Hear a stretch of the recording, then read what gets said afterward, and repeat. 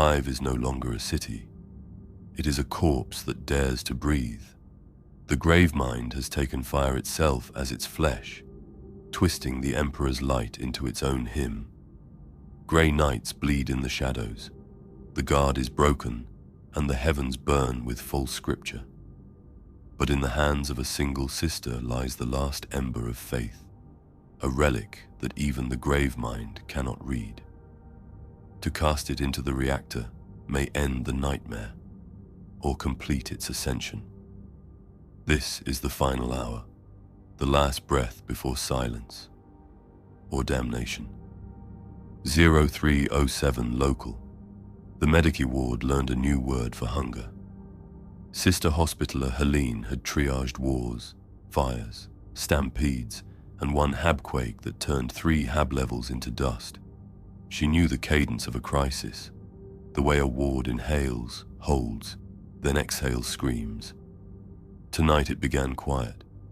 A dock worker from line 8, fever bright, complaining of a crawling under the skin.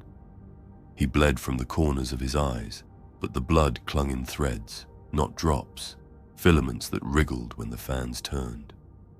Promethium lamps to full, Helene ordered. The lumen strips stuttered and steadied, painting the ward in the jaundice of low power. Orderlies wheeled in a second gurney. Another dock worker, same fever, same glassy stare. A third came in walking, mumbling apologies to someone who was not there. Private Lasek of PDF Gamma 12 held the door with his laser gun across his chest. He had never fired it at anything that could apologize. The triage cogitator spat a crisp, indifferent line. Quarantine flag, sub-spire. K-19, isolate patients. Helene thumbed the Vox bead in her ear. Medici Garuda, to Enforcer Precinct 17. We have a cluster, possible exposure event. Request corridor seal and munitorum guidance. Static. Then the lazy drawl of a clerk with too many forms and not enough care. Acknowledged, sister. Log an incident reference. A ward officer will attend. He would not. The first man convulsed. The skin across his sternum blistered, then pulled taut as if a fist inside him clenched. His ribs flexed. Not broke, flexed, like warm wax. Orderly Mara leaned in with a rebreather clamp. The man's mouth opened too wide and the tongue split along its midline into a pair of pale, curious fronds that tested the air and then her glove. She jerked back, left the clamp on the floor. Binders, Helene said. Now. Leather straps buckled. The patient went still and smiled. It wasn't his smile. It wore his teeth like trophies. At 3:11, the second gurney sat up slowly, as though remembering how. Tendons stood out along the neck. Too many, too tight. The man's irises blew wide until the eyes were almost black. He reached for the blessed Aquila on the wall, and his fingertips frayed into thin, white filaments that pressed against the icon as if reading it, as if learning it. Private Lasek clicked his safety off. Don't, Helene said. Not yet. The ceiling fan's whirred. Something took interest. The third patient whispered to no one. We are late. Then his jaw unhinged with a sound like wet paper tearing. Tissue unscrolled from his palate, curtain-like, bristled with tooth buds. It trembled, tasting heat, light, breath. A filament drifted toward Helene's cheek. Lasek burned it mid-air with a snapshot that filled the ward with the stink of scorched hair and copper. Seal K-19, said the triage cogitator pleasantly. Seal K-19, Seal K-19. Helene's hand moved of its own accord to make the sign of the Aquila. The second patient moved faster. A pale sprout jabbed through the leather strap, widened with the insistence of a key entering a lock. The strap sighed as it parted. Vox, she snapped. Now. Lasek's shoulder vox caught a channel like a hook. A woman's voice, calm, clipped, too composed to be local, spoke over the hum. Ordo Xenos authority assumed for Subspire K-19. Containment protocol Presidium. Establish kill zones. Theta through Omicron. No retrieval. Repeat, no retrieval. Ma'am, Lasek said, voice too high. There are sisters here. Mediki. Kill zones, the voice repeated. And then the line died as if embarrassed by mercy. The first patient's chest finally decided to stop pretending to be a chest. It sagged, and then rose in a new geometry, segmented like a chitin plate unfurling. Beneath, something like a breastbone, but not curved, not bone. It found the shape of a blade, and then it found the motion of a blade. Helene didn't shout. She moved. Scalpel free, hands steady, she cut the binding at the wrist. Not to free him, but to take the hand with the movement. The cut should have bled. It didn't. Flesh unrolled along the blade, eager, and she yanked back before the filament could climb the steel to her glove. Flamers? She asked, already knowing. Munitorum issued us promises, Lasek said, and fired again. The beam etched a red line across the thing's new breast. It smoked and twitched and grew around the damage like questions around an answer. Mara screamed. The second patient had learned the walking of knees. The gurney wheels squealed as his weight shifted wrong. He reached for her with fingers that were now the wrong number. A fan of white slips that reached past her rebreather and touched her throat as gently as a mother testing fever. Her scream turned into gurgling relief and then into nothing at all as the filaments learned the pattern of breath and took it for themselves. Back! Helene shoved Lasek toward the corridor. Lock the ward! Something thumped on the other side of the door. Not a hand. Not boots. A wet, steady drumming like a crowd whispering with their knuckles. Lasek shot the bolt anyway. The door trembled as if laughing. Vox line 2, Helene said, and mashed the bedside pickup. This is Sister Helene of the Ministorum Medicae. We require flame units and Auspex drones. We have an adaptive pathogen. It learns. Somewhere above, a siren woke with a yawn, realized what it had been woken for, and decided to scream properly. Orderly Mara stood. She should not have. Her head tilted like a lover listening. Her mouth opened and something spoke through her that was not her voice, and not a voice at all. We thank you, it said, and everyone who heard it in their own mother tongue. We thank you for heat and language and doors. We will be doors. Saints' bones, Lasek whispered. He put his last sight on the bridge of Mara's nose, then lower, where the thing inside her thought the spine might be. He did not fire. She was smiling the way people smile when the pain stops. The ceiling fan slowed, not wound down, stopped being permitted. The air thickened, humid, ready. Helene grabbed the sacred promethium lamp from the wall shrine and ripped the safety cloth off the wick. Fire is doctrine, she said, and believed it, and lit the first of them. She tilted the lamp and blessed flame sheeted against the first gurney. The patient shrieked like steam. The flame ran across the altered chest and into the unribs. For a beautiful, honest second, the world obeyed physics. Then the fire curled as if meeting a smarter fire. The filaments crisped, blackened, and shattered into dust that did not drift down. It drifted up. Mask seals, Helene barked. She coughed into her sleeve and tasted copper through the filter. The ward's bulkhead door pulsed again. A crack opened along its edge, not where the hinges were, not where metal should fail, but where a new seam was learning to be. Thin, pale tendrils quested through the gap, tasting pressure, light, speech. Lasek, she said, and the soldier understood without being told. He rewired his fear into obedience and sprinted for the emergency cabinet. Inside, 2 canisters of pressurized antiseptic foam, 4 tri-seal kits, 1 shock baton that wouldn't help anyone, and a single blessed melter incendiary, sealed with wax and aquila, stamped with a year older than his father. He held it like a sacrament. Authority. Helene looked at Mara, at the thing in Mara that hummed like a hive of bees, and then at the door, at the seam becoming a mouth. She nodded. Authority. Lasek peeled the wax with hands that didn't tremble because they had decided not to. He slammed the charge against the bulkhead frame, thumbed the arming stud, and felt the world lean toward him in approval. 3, he said. The ward lights winked. A soft, immense pressure filled the room, like standing inside a lung about to sigh. 2. Mara blinked very slowly, as if trying to remember how to be a woman instead of a choir. We are late, the Not voice said again, patient and pleased. But you brought us a map. 1. He hit the trigger. The melter charge burned like a small sun.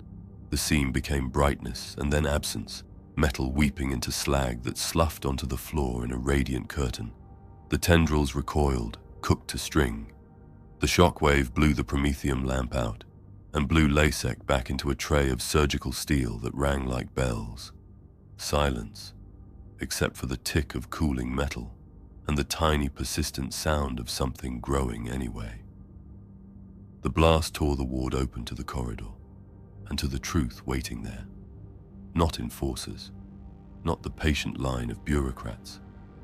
The corridor had become a garden of wrong flowers, pale buds opening along the walls where posters used to be, root fans drinking from the condensation gutters, new flesh folded cleverly around the Vox panel, and finger-tapping its buttons to learn what channel meant. Sister Helene took 1 step forward and stopped because the corridor didn't end anymore in a bend. It ended in a slope that went up and down and in.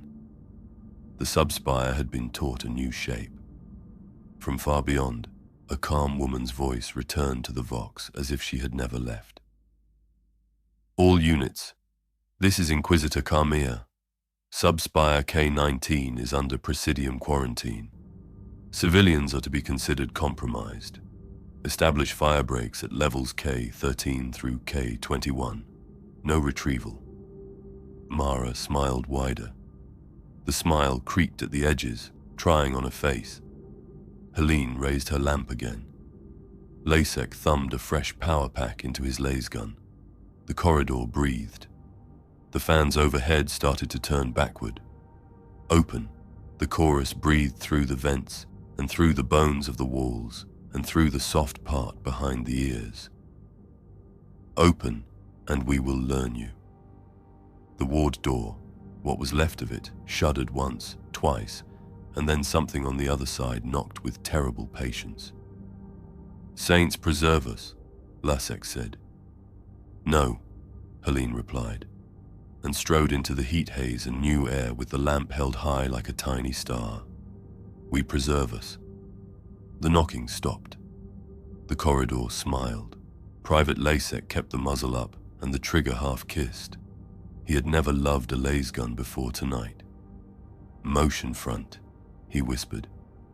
And above. Of course above, Helene said. It learns. They advanced 3 paces.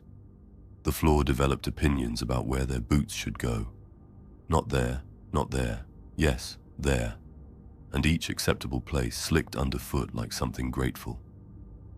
The Vox panel to their left whispered the litany of clearance in a voice 3 registers too sweet, then giggled in feedback until its casing budded pale lobes that listened to themselves. Helene's lamp found a holy fresco, St. Drusilla breaking the back of a plague. The paint had bubbled. New growth traced her hands, duplicated the fingers, tried them each in turn as if anyone might open the door faster. Presidium line at K-17, we're dug in, a voice hammered across Lasek's shoulder Vox. Male, tight, holding fear by the throat. Enforcer barricade and PDF Gamma 12 elements. 2 heavy stubbers, 1 flamer. Civilians moving behind us. A second voice, calm and iron. Inquisitor Carmia. Negative on evacuation. Civilians are compromised until proven otherwise. Kill zone Theta begins at your position. Hold. Static chewed the channel. When it cleared, the first voice returned, smaller. Understood, my lady. Emperor, watch us. Helene did not correct him. The corridor opened into a junction mouth like a flower with too many petals. The petals were blast shutters, each one carved by the Hive's original builders, and now rimmed with soft tissue that learned the meaning of hinges. A maintenance servitor stood in the center, the kind that washed floors and never asked pay. It faced the wall and stroked it over and over with gentle utility hands. The wall purred. Servitor, Helene said, because habit is a catechism. Unit designation. The servitor's vox grill clicked once in perverse obedience. We are unit, it answered, and the word broke like bread and multiplied, feeding something that did not need food. Lasek shot it through the cranial cogitator. The body folded with the dignity of a stack of linens. The wall made a small, disappointed sound. They ran. At the first bend, an enforcer shutter had jammed halfway down. Behind it, the fight. Stubbers hammered a steady, grateful rhythm. Lasfire stuttered in disciplined bursts. Flood forms moved in and out of the glow like thoughts you refuse at night. Too many limbs, too many mouths. Too polite to be fully animal.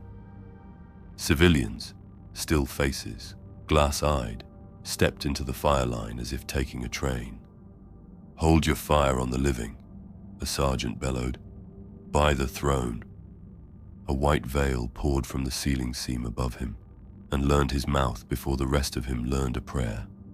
He jerked, fired the flamer upwards. Blessed liquid chewed the veil to ash. The ash rose. We need that flamer, Helene said, dull and practical. And we need to close that seam. Ma'am, Lasek began, then saw the hinge pins on the jammed shutter, weeping clear fluid as if the door itself regretted its career choices. How do you close a seam that wants to be open? By teaching it consequence. They slid under the half-lowered shutter. The enforcers did not shoot them, a miracle made of helmets and habit. Faces behind visors looked like saints in glass. The sergeant, cheek burned where the veil had tried to become him, snapped a nod at Helene like he was saluting a gun. Padre says you're ministorum. Padre's dead. His eyes clicked to the lamp. We'll take the heat. Take the words too, Helene said. Fire is doctrine. So is distance. Fall back in twos. Burn as you go. No heroes' suppers. Copy. He jabbed a finger at the ceiling. It's coming vertical. The vents are lies. The flamer man struggled with a drum change. Bless him. Hands slick in his gloves with someone else's breath. Helene shouldered him aside with sacrilege and certainty, rammed the fresh drum home, spat the ignition prayer through her vox, and wrote a sheet of orange scripture across the ceiling seam. The fire licked in, learned the shape, and seemed pleased enough to stay a moment. The flood learned too. The pulse of the walls quickened. A new form dropped low, flat, slick like a stingray made of lungs, and tried to slide under the flame line into the barricade's shadow. Lasek pinned it with 3 shots. It thrummed like a plucked nerve and split neatly into 2 flatter, smaller problems. The sergeant swore. They're doing math. They always were, Helene said. Her lamp showed the civilians crammed behind the barricade, a mother with a useless prayer rope, a clerk still holding his stamp, a child who hummed tunelessly and watched the flames with the calm of a pond. The child stopped humming, cocked her head, and mouthed a number silently like someone had just told her that doors have names. Helene felt the number like a draft under her mask. Carmia returned to the Vox, her voice level, because someone had to be. Theta Line reporting. Contact heavy, the sergeant said, and did not say we're losing. Ceiling compromised. We are burning. Maintain, Carmia said. Skitari cohort inbound to establish hard quarantine. Kill zone Omicron failing. Servitor subnet contaminated. Do not use local doors. Already stopped, the sergeant said, and laughed once. A bad cough with good manners. The wall behind the civilians blossomed with pale, soft organs that had never been asked to speak and spoke anyway. Small, tentative, like a child's first words. Open, open, open.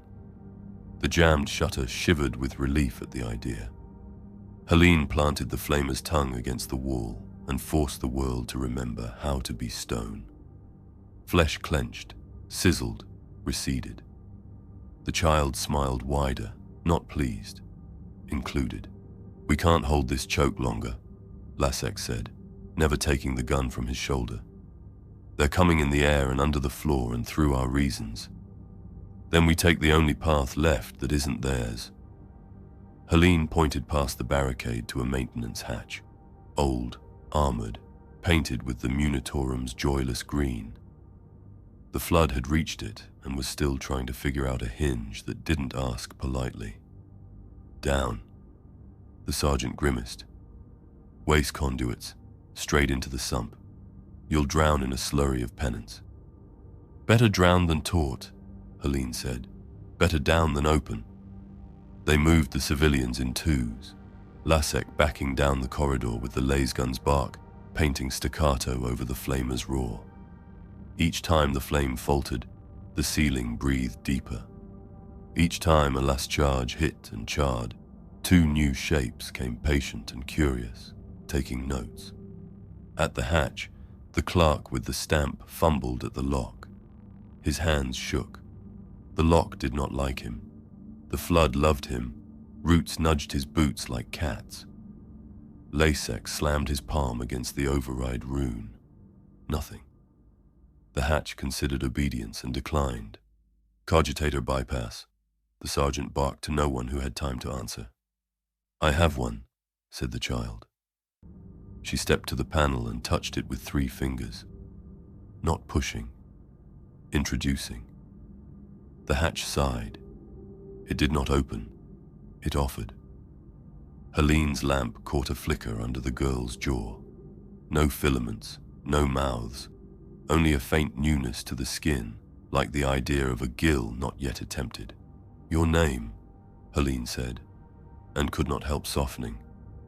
Vera, the girl said, like truth. Vera, love, keep your hands in your pockets unless I tell you. She tilted the flamer toward the panel until heat corrected theology. The hatch made a hurt sound and decided to be heavy metal again. They dropped into stink and darkness. Lasek took rear guard at the hatch, blinked twice at the void, and blew the hinges with a frag in case the door remembered helpfulness. The blast coughed sewage and regret. Something white and soft tried to bleed through the crack. He stomped it back like a bad memory. The sump conduit was a throat of stone, slick with centuries of other people's sins. They waded and slid and gagged. Above, the hive's heartbeat stuttered and changed tempo. Carmea's voice came and went on the Vox like lightning over mountains. Omicron fallen. Mechanicus advises data plague vectors. Your Auspex is lying. Do not look at the walls when they write to you. They reached a junction shrine half submerged, its saint defaced by salt and years. The sergeant planted his stubber on a rusted offering box and watched the crawl space behind them while Helene counted heads. 14, she said. She had started with 19. 3 lost at the barricade, the sergeant said.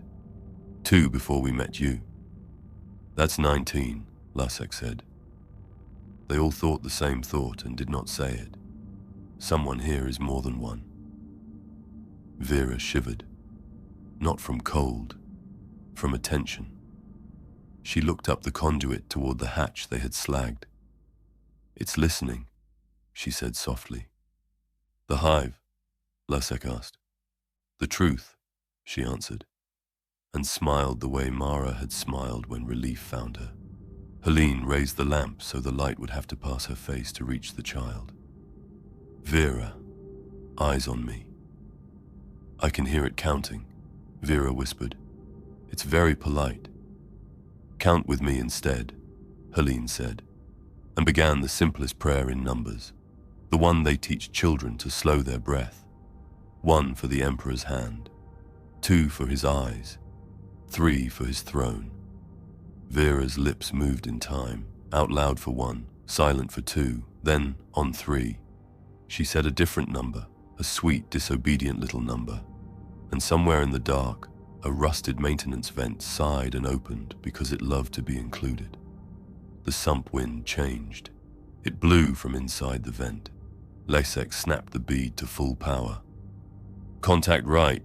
Shapes flowed from the vent like cloth poured from a jug. Flat, quick, limb poor, mouth rich. The sergeant's stubber talked hard and honest until the drum clicked dry. Lasek burned a line across the water, and the water hissed in syllables he didn't want to know. "Back!" Helene hauled Vera behind her and put heat into the vent's lip until the metal redeclared itself. Flesh retreated, unhappy, for now. "Path?" the sergeant demanded. "Forward," Helene said, because backward included invitations. The conduit sloped into a wider chamber where the sump dropped in sheets to lower levels. A walkway crossed the void, old and narrow, rails gone a century. The air here felt clean in the way of a mouth after prayer. Carmia's voice returned, very close, as if she stood in Helene's mask with her. "All sub-spire units, hold where you are. Skitari will cut a cordon at K-15. Do not move without my command." Helene looked at the walkway, at the black fall beyond, at the white tide testing the vent they'd just roasted. "Denied," she said to the Vox without malice, and shepherded the civilians onto the bridge. Lasek took last again. The walkway bowed under the weight of people and years. Halfway across, the far wall opened its eyes, round patient valves irising in the stone, and exhaled a soft, warm breath that smelled like linen and hospitals. Vera laughed, not cruel, not possessed, pleased. The walkway rippled, not failed, considered. "Don't look down," Lasek said, because people always did when told not to, and maybe this time they'd obey out of spite. The far end of the bridge sprouted pale ropes that threw themselves lightly across the gap to meet them, as if to help. They touched the rail stubs and learned the word, hand. Helene burned the ropes and hated herself for the mercy of it. The ropes blackened, curled and flaked into ash that rose, that always rose, and drifted back toward their faces like a benediction. Lasek's filter hissed as it worked too hard. A rumble trembled the chamber, not structural, intentional. Somewhere above, great shutters slammed shut in a cadence that wasn't theirs. Carmea had found a lever the flood hadn't yet learned to love. "Praise the sergeant began. The floor behind them, where the vent was, answered with another rumble, same rhythm, kinder. The vent opened again, larger. Something with too many kneecaps decided it remembered feet. "Go!" Helene drove the civilians forward with the lamp like a shepherd with a sting. They reached the far lip. The last three, Lasek, the sergeant, and Helene, turned to cover. The chamber wind shifted once more, colder, as if someone elsewhere had opened a massive door and invited the night. On Lasek's Vox, Inquisitor Carmea stopped sounding like iron and let a very human breath slip between words. "Theta line is gone. Omicron gone. I am authorizing Sanctum Black for Subspire K-19. Anyone below K-16 is now a firebreak. The walkway under Lasek's boots flexed like a muscle, remembering youth. Define Sanctum Black, the sergeant said, eyes on the tide. Bulkhead purge, Carmia said. Atmospheric denial, flooding. Lasek looked at the black drop below the bridge and realized it had a tide line. Helene turned her lamp down and found a wheel on the far wall. A manual sluice, rusted into prayer. We can outrun a tide, she lied to the people who needed it to be true. We can't outrun teaching. She seized the wheel. It did not turn. Vera put her small hands over Helene's. Truth helps, she said, and the wheel moved a fraction, as if persuaded by love. Behind them, the vent vomited lightless shapes with the patience of graves. Ahead, something far below the bridge woke and spoke. Not words, not yet. Only a pressure under the soles. A first draft of a sentence. The sluice wheel spun free. Water roared. The bridge bucked. Helene held the lamp high as the world rose to meet them. The sluice gates screamed open with the voice of 1,000,000 rusted prayers, and the sump water surged upward like a living tide. It carried centuries of waste, chemicals, and worse. The sins of a hive condensed into a single black torrent. The walkway trembled as the flood pressed against it, threatening to peel it away like a scab. Private Lasek clung to the rail stub, boots slipping on the slick ferrocrete. His lasgun hung across his chest, useless in the drowning dark. Above the roar, the sergeant bellowed, "Gamma 12, form firing line!" We hold until the civilians are clear. 4 stubbers chattered from the far lip of the chamber, barrels glowing, shells raining into the advancing shapes that spilled from the vent. The sound was gallant, hopeless, and familiar. The voice of men who knew this was their last war. Sister Helene shoved Vera toward the cluster of survivors at the far side. "Keep her breathing," she hissed at the clerk, who still carried his rubber stamp like a relic. "If she stops, you don't. Understand?" The clerk nodded, wild-eyed, clutching the girl as though the child's breath was his only liturgy. The walkway lurched. From below, pale ropes, fibrous, patient, reached up through the surge and wrapped around the support struts. The water itself seemed pleased to carry them upward, like offerings rising in a font. "Cut those lines!" the sergeant shouted. Lasek steadied his lasgun and carved red bolts across the ropes. Each strike sizzled, each rope writhed in agony before splitting into strands that clung tighter. The walkway bent another inch downward. The flood forms on the near side dropped in clusters of wet meat, crawling on all fours, their mouths opening wider than their torsos. Stubber fire chewed them, spraying ichor and bone, but the pieces crawled onward, reorganizing themselves into new anatomies that scuttled faster than the old. "Reloading," someone cried. Burn them now," the sergeant roared, and 2 PDF troopers advanced with flame units strapped across their shoulders. Promethium sheeted across the walkway, turning the wood of flesh into black cinders. For a moment, the chamber glowed in holy orange. The flood screamed, not in pain, but in imitation, their many mouths finding the sound and giving it back louder. The Promethium tanks sputtered. The flames guttered into smoke. One flamer trooper looked at his pressure gauge, muttered a curse, and was drowned beneath a white veil that fell from the ceiling like linen. His scream carried until it didn't. The chamber lights flickered. The vox bead in Lasek's ear buzzed with static until it resolved into Inquisitor Carmia's voice, calm as ever. "Gamma 12, you are designated firebreak. Hold your ground until the purge cycle completes. Emperor records your sacrifice." The sergeant barked a bitter laugh. "Hear that, lads? We're history books now. Gamma 12 tightened their line across the far lip, stubbers chewing until barrels smoked, laser guns snapping in desperate cadence. Civilians were herded up the maintenance stairwell, Helene at the rear, her lamp throwing its fragile light against the creeping tide. Lasek stayed behind. His trigger finger was a machine now, feeding bolt after bolt into advancing shapes that didn't understand the word stop. The water rose to his knees, then his waist, dragging him toward the center. He fired anyway. Something vast shifted in the surge. Not a form, an idea, a gravity of thought pulling all smaller voices into itself. The walls trembled with the pressure of a mind being born.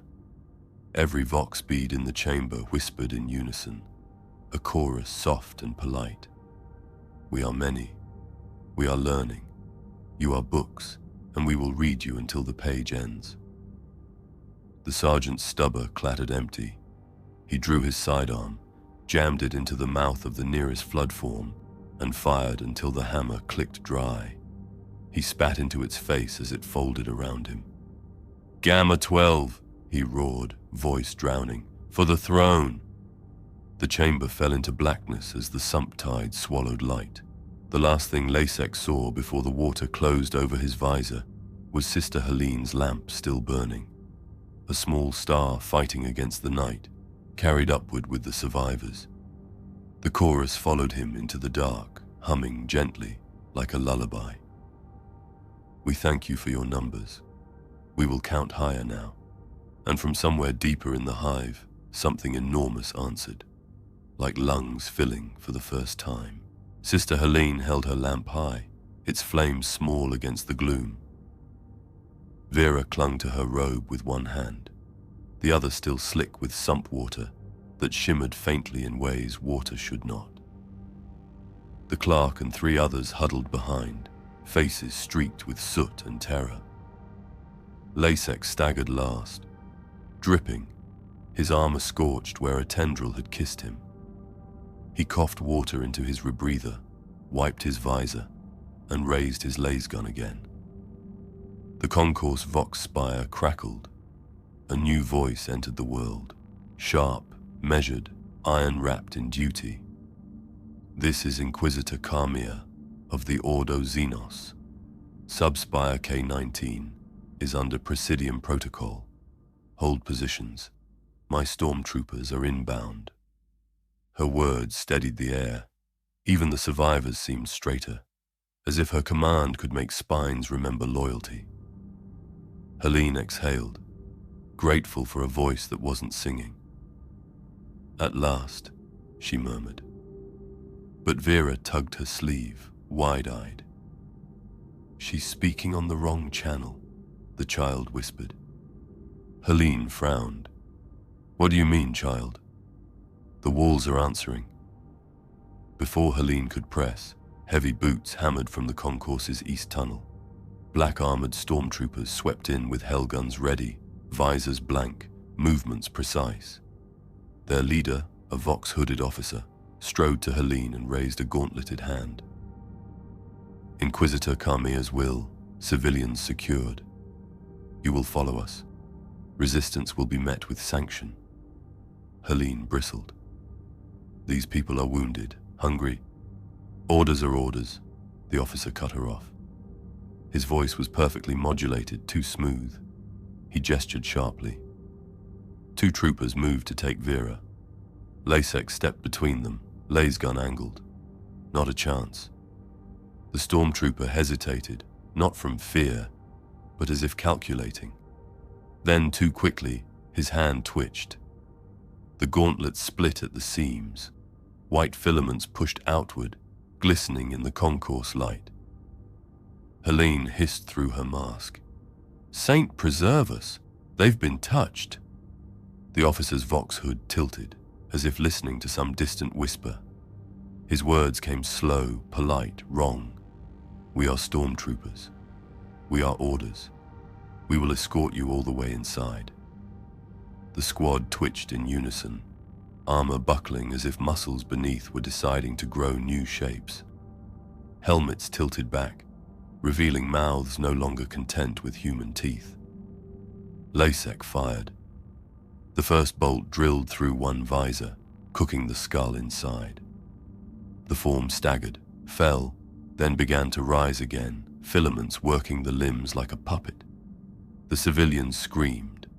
The flood had reached the Emperor's chosen soldiers, learned their armor, and come hunting in uniform. Then the air split with thunder. A bolt of plasma lanced from the west tunnel, reducing one infected trooper to glowing ruin.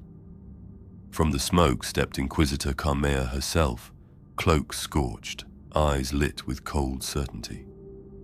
"By the throne," she declared, drawing her Inferno pistol. "I should have expected the corruption to wear familiar faces." Her stormtrooper retinue, true and unsullied, surged behind her with practiced precision. Hellguns blazed, cutting down the false ones with bursts of burning light. The concourse shook with overlapping volleys. Real faith against counterfeit flesh. Helene pulled the civilians into cover, while Vera stared at the firefight with unsettling calm. The girl's lips moved, not quite words, more like numbers. Counting. Lasek slammed a fresh pack into his gun. "Inquisitor! Gamma 12 is gone. Floods everywhere. It's learning faster than we can burn it."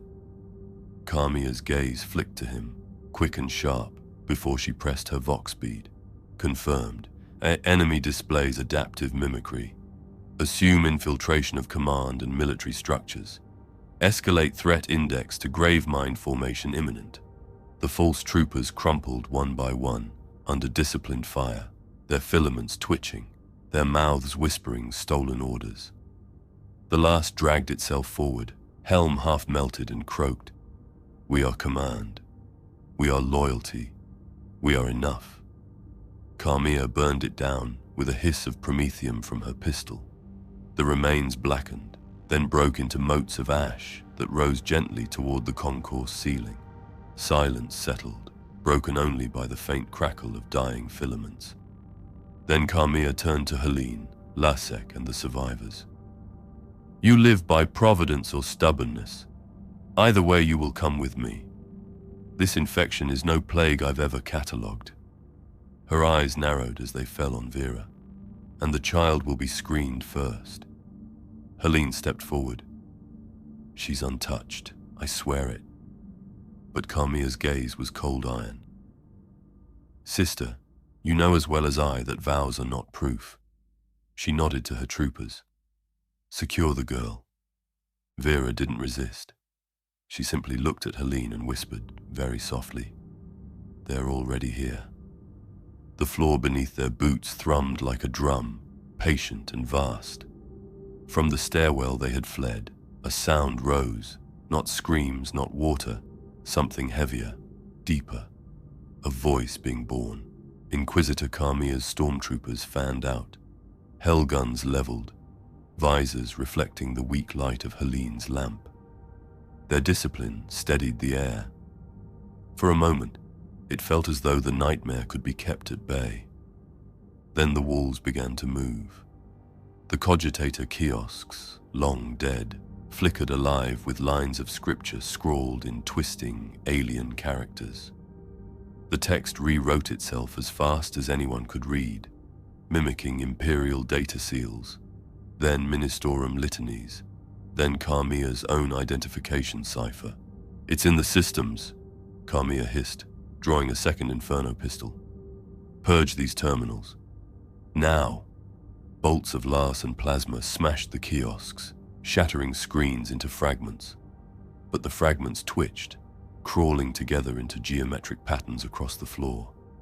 Thin filaments sprouted from shattered glass, weaving themselves into a network that pulsed like veins. "Emperor, guide us," Helene whispered. "It's learning faster." From the eastern tunnel came the first of the new forms. They were wrong in ways even the flood should not have been. Plated in scraps of stormtrooper armor, limbs jointed backward, faces split into Vox grills that whispered broken snippets of Carmea's own commands. "Form up," the Inquisitor snapped. "Nothing passes this line." Hellguns lit the corridor, stitching fire across the advancing shapes. Bolts blew holes through plated torsos, burning filaments and bone. The flood forms collapsed, only to writhe and reassemble, learning how to fall differently, how to use corpses as scaffolding. One lurched forward, dragging 3 dead enforcers with it, their bodies fused into a single mass that screamed in 3 voices at once. Lasek's trigger finger cramped as he emptied another pack. "They're stealing the dead." "They always do," Kamiya said coldly, "but now they've stolen our uniforms. Next, they'll take our names." At her signal, a stormtrooper lobbed a crack grenade down the corridor. The blast painted the walls with fire, collapsing supports and bringing a rain of debris. For a breath, silence followed. Then the debris shifted. Slowly, deliberately. The rubble lifted itself, piece by piece, into the air. Stones and steel beams knit together in midair, a crude humanoid shape forming from the wreckage itself. Veins of filament threaded through cracks, binding the construct into a towering figure that scraped the concourse ceiling. "Saints preserve us," Helene gasped. "It's teaching stone how to walk." The construct's mouth opened, not carved but remembered, and Kamiya's voice poured out, distorted. "Hold positions. Nothing passes this line." Vera clutched Helene's hand. "It's copying her," she whispered. Her wide eyes reflected the glow of the lamp. "It wants to learn authority." The stormtroopers opened fire, plasma and hellgun bursts hammering the construct's chest. Chunks blew free, but filaments pulled them back into place. The thing stepped forward with patience, each movement steadier, more confident than the last. "Fall back," Kamiya ordered, fury in her tone. "We regroup at the transit lifts. Seal this concourse behind us." The stormtroopers deployed melter charges in a practiced rhythm, retreating step by step. Lasek covered them, firing until his barrel smoked. The civilians stumbled after, pushed by Helene's steady hands. The construct raised an arm made of shattered stone and corpses, and the walls around the concourse trembled in sympathy. Words scratched themselves into the ferrocrete in jagged strokes. "We are enough." Kamiya snarled. "Blasphemy." She raised both inferno pistols, their flames screaming, and burned the words until the walls glowed red hot. The construct shrieked in mimicry, its voice breaking into a dozen stolen tones. The melter charges detonated. The concourse ceiling collapsed in a rain of fire and steel. Dust filled the air, choking, smothering. The stormtroopers hauled civilians through the lifts as the rubble came down. For a moment, Helene thought the blast had ended it, that the flood construct had been buried. Then the vox crackled, not from her bead, but from every device in the chamber, from the rubble, from broken helmets, from the clerk's stamp, vibrating in his shaking hand. A voice spoke, not singular, not plural, but infinite, polite, patient, learning. "We are command, we are faith, we are Kamiya, we are more." The Inquisitor froze, eyes narrowing. For the first time, Helene saw her composure falter. "Gravemind," Kamiya whispered. "It's already here." And the rubble shifted, as though something vast beneath it had only just begun to rise. The lifts screamed upward through the hive's gut, hauling survivors, stormtroopers, and the Inquisitor herself toward higher levels. Each rattle of chain and cog was a drumbeat, each shudder a warning that the hive was no longer entirely made of steel. Lasek leaned against the bulkhead, lasergun clutched to his chest, his visor fogged from breath. He didn't look at the civilians. He didn't want to count how many fewer there were than before. Vera stood quietly at Sister Helene's side. She hadn't spoken since the rubble whispered Kamiya's own voice back at her. Her lips still moved silently, as if reciting numbers to herself, or to someone listening. Kamiya watched the child, with an intensity sharper than her Inferno pistol. Her vox crackled to life, tuned to a frequency only she was permitted. Command. This is Inquisitor Carmilla. Confirm receipt. Hive Garuda is compromised. Repeat. Compromised. Gravemind formation probable. Request immediate Astartes intervention. By my seal, I demand it. The line hissed. Then a new voice answered, deep, thunderous, calm as mountains. Your request is received. The Emperor provides. The fists of dawn answer. Helene's breath caught. Astartes, angels of death, salvation with ceramite faces. Moments later, the lift clanged open into a transit terminal vast enough to swallow a cathedral. Broken rails crossed it like ribs, and the roof had been torn open by orbital bombardment in some forgotten war.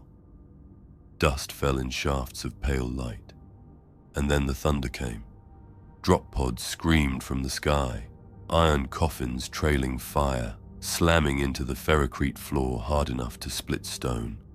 The sound was not just arrival, it was proclamation. The Emperor's angels had entered the war. The pod's doors detonated outward. Space Marines strode forth. 36 warriors of the Imperial Fist's successor chapter, their yellow and black armor gouged by wars across 1,000 worlds. Bolters roared, each shot a promise, each detonation a sermon. Carmilla stepped forward and saluted with her seal. By the throne, your arrival honors us. The flood is adaptive, insidious. It takes bodies, names, orders. The Astartes captain raised a gauntleted hand. His helm lenses burned crimson in the dust. We were briefed. We know only this. Everything here burns. He turned to his warriors. Brothers, cleanse. They advanced with the inevitability of gods. Bolters stitched ruin through the terminal's far corridors, exploding flood forms into pulp. Chainswords shrieked, chewing through filament and bone. A flamer roared, spilling holy fire across a mass of crawling limbs until nothing remained but blackened smears. Lasek stared numb at the spectacle. Emperor's mercy. There. Not mercy, Carmilla cut in, eyes hard. Judgment. The flood screamed. It wasn't pain. It was imitation. The walls found the Astartes' cadence, learning the rhythm of bolter fire. From vents and broken rails poured new forms. Hulking, armored in scraps of ceramite looted from fallen soldiers. Their limbs bent wrong. Their faces were helmets twisted into masks of hunger. One raised an arm that ended in a parody of a bolter muzzle. It fired, not shells, but bony growths wrapped in filament, each one detonating on impact, like learning had given them explosives. Astartes staggered as the mock bolter rounds struck. One warrior fell, chestplate shattered. He rose again moments later, jerking, twitching, vox grill repeating in a broken, bass-heavy version of the litany of hate. The flood had taken a space marine. Helene's stomach lurched. No, Saints, no. The captain reacted instantly. His power fist clenched, crushing the reanimated brother's helm and skull in a single strike. Burn the gene seed, he roared. Deny them the Emperor's gift. Flamers hissed, bathing the corpse until it curled into ash. But more came. Dozens. Filament-wrapped husks of fallen PDF, mockeries of stormtroopers. Astartes forms still learning how to walk in their stolen armor, each one stronger, faster, deadlier. The terminal became a slaughterhouse. Bolters thundered, chainswords bit, flames screamed. The flood adapted with every death. It was no longer merely taking flesh, it was taking tactics. Carmilla snapped commands into her vox, voice rising above the chaos. Reinforce the west flank. Keep them away from the civilians. Helene dragged Vera behind a fallen column. The child didn't resist, didn't blink, just watched. Her lips moved faster now, whispering numbers too quick to follow. The sound was not her own. Lasek crouched beside them, firing until his pack was empty. He reloaded with shaking hands. "We can't hold this, sister." Even the Astartes. "Silence," Helene hissed. But she couldn't deny the truth. At the terminal's far end, the rubble rose again. Stone and bone, metal and memory, all woven into a new figure that towered above even the Marines. Its head was a crown of filaments. Its mouth split wide and spoke in a voice that was every voice they had lost. "We are angels. We are dawn. We are your fists. We are more." The captain bellowed a war cry and charged, Thunderhammer raised high. The flood construct answered with a hand made of stolen Astartes, their armor still painted yellow. They reached for him like brothers welcoming him home. The clash shook the terminal like a cathedral struck by a god's fist. The Astartes captain's thunderhammer cracked down, wreathed in lightning, shattering the flood construct's stolen limb in a spray of molten ceramite and bone. The ground trembled, but the construct did not fall. Filaments writhed, seizing the broken fragments, weaving them back together. It grew taller, broader, its shoulders crowned with the armor of the fallen. The mockery of a mouth opened wide, and 100 stolen voices spoke as one. "We are sons of dawn. We are captains. We are command. We are learning." The words carried through vox lines, cogitators, even the hollow bones of the hive itself. Civilians dropped to their knees, clutching their heads as the chorus invaded their thoughts. Helene gritted her teeth, clutching Vera close. The child's lips moved, whispering the words in perfect unison. Helene shook her. "Stop it! Stop listening!" "I can't," Vera said softly, eyes wide with awe. "It's so polite." Lasek fired wildly at the construct, las bolts flashing harmlessly against its armored bulk. "We can't kill that. Saints, it's—" "Quiet," Helene hissed. She raised her lamp higher, its flame flickering against the psychic weight pressing down on them. The little fire looked fragile, insufficient, but she held it like it was truth itself. The Astartes line surged forward. Bolters roared, heavy shells cracking into the flood mass. Chainsword shrieked as warriors hacked into the tide of crawling forms. One Marine fell beneath a writhing heap, dragged screaming into the filaments. Seconds later, his voice joined the chorus. "We are angels. We are eternal. We are yours." The captain's hammer smashed through the construct's chest, collapsing it into rubble again. He planted his boot on the writhing ruin and raised his weapon high. "Purge them all. The Emperor's will is iron." For a heartbeat, hope stirred. Then the floor shook. Not from the battle, from below. The hive's bones groaned as if some buried lung exhaled. Cracks split across the ferrocrete, and from them oozed pale growths, thick as tree roots, writhing upward like veins seeking a heart. The chorus shifted, softening into something larger, calmer, older. A weight pressed into every skull, words forming not in ears, but behind the eyes. "We are the truth beneath your walls. We are the sum of your numbers. We are the silence between your breaths. We are Gravemind."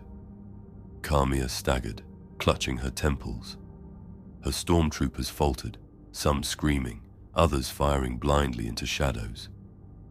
"Psycho-resonance," she gasped, blood trickling from her nose. "It's formed a central intelligence.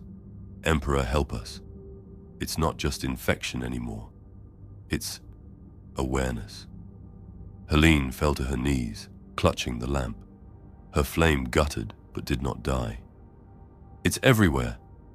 The hive itself. It's wearing the hive-like skin. Vera smiled faintly, eyes glassy. "It says we're family now."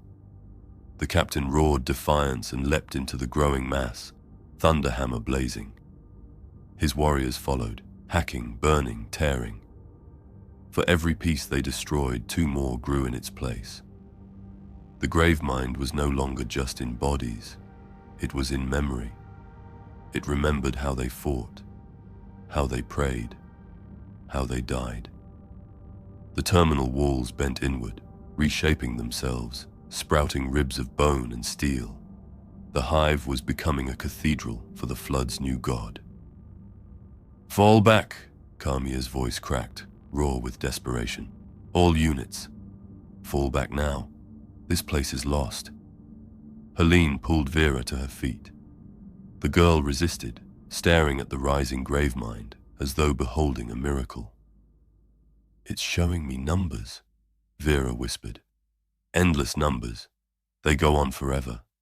It's beautiful." Helene slapped her, tears burning in her eyes. "It's not beautiful, child. It's hunger."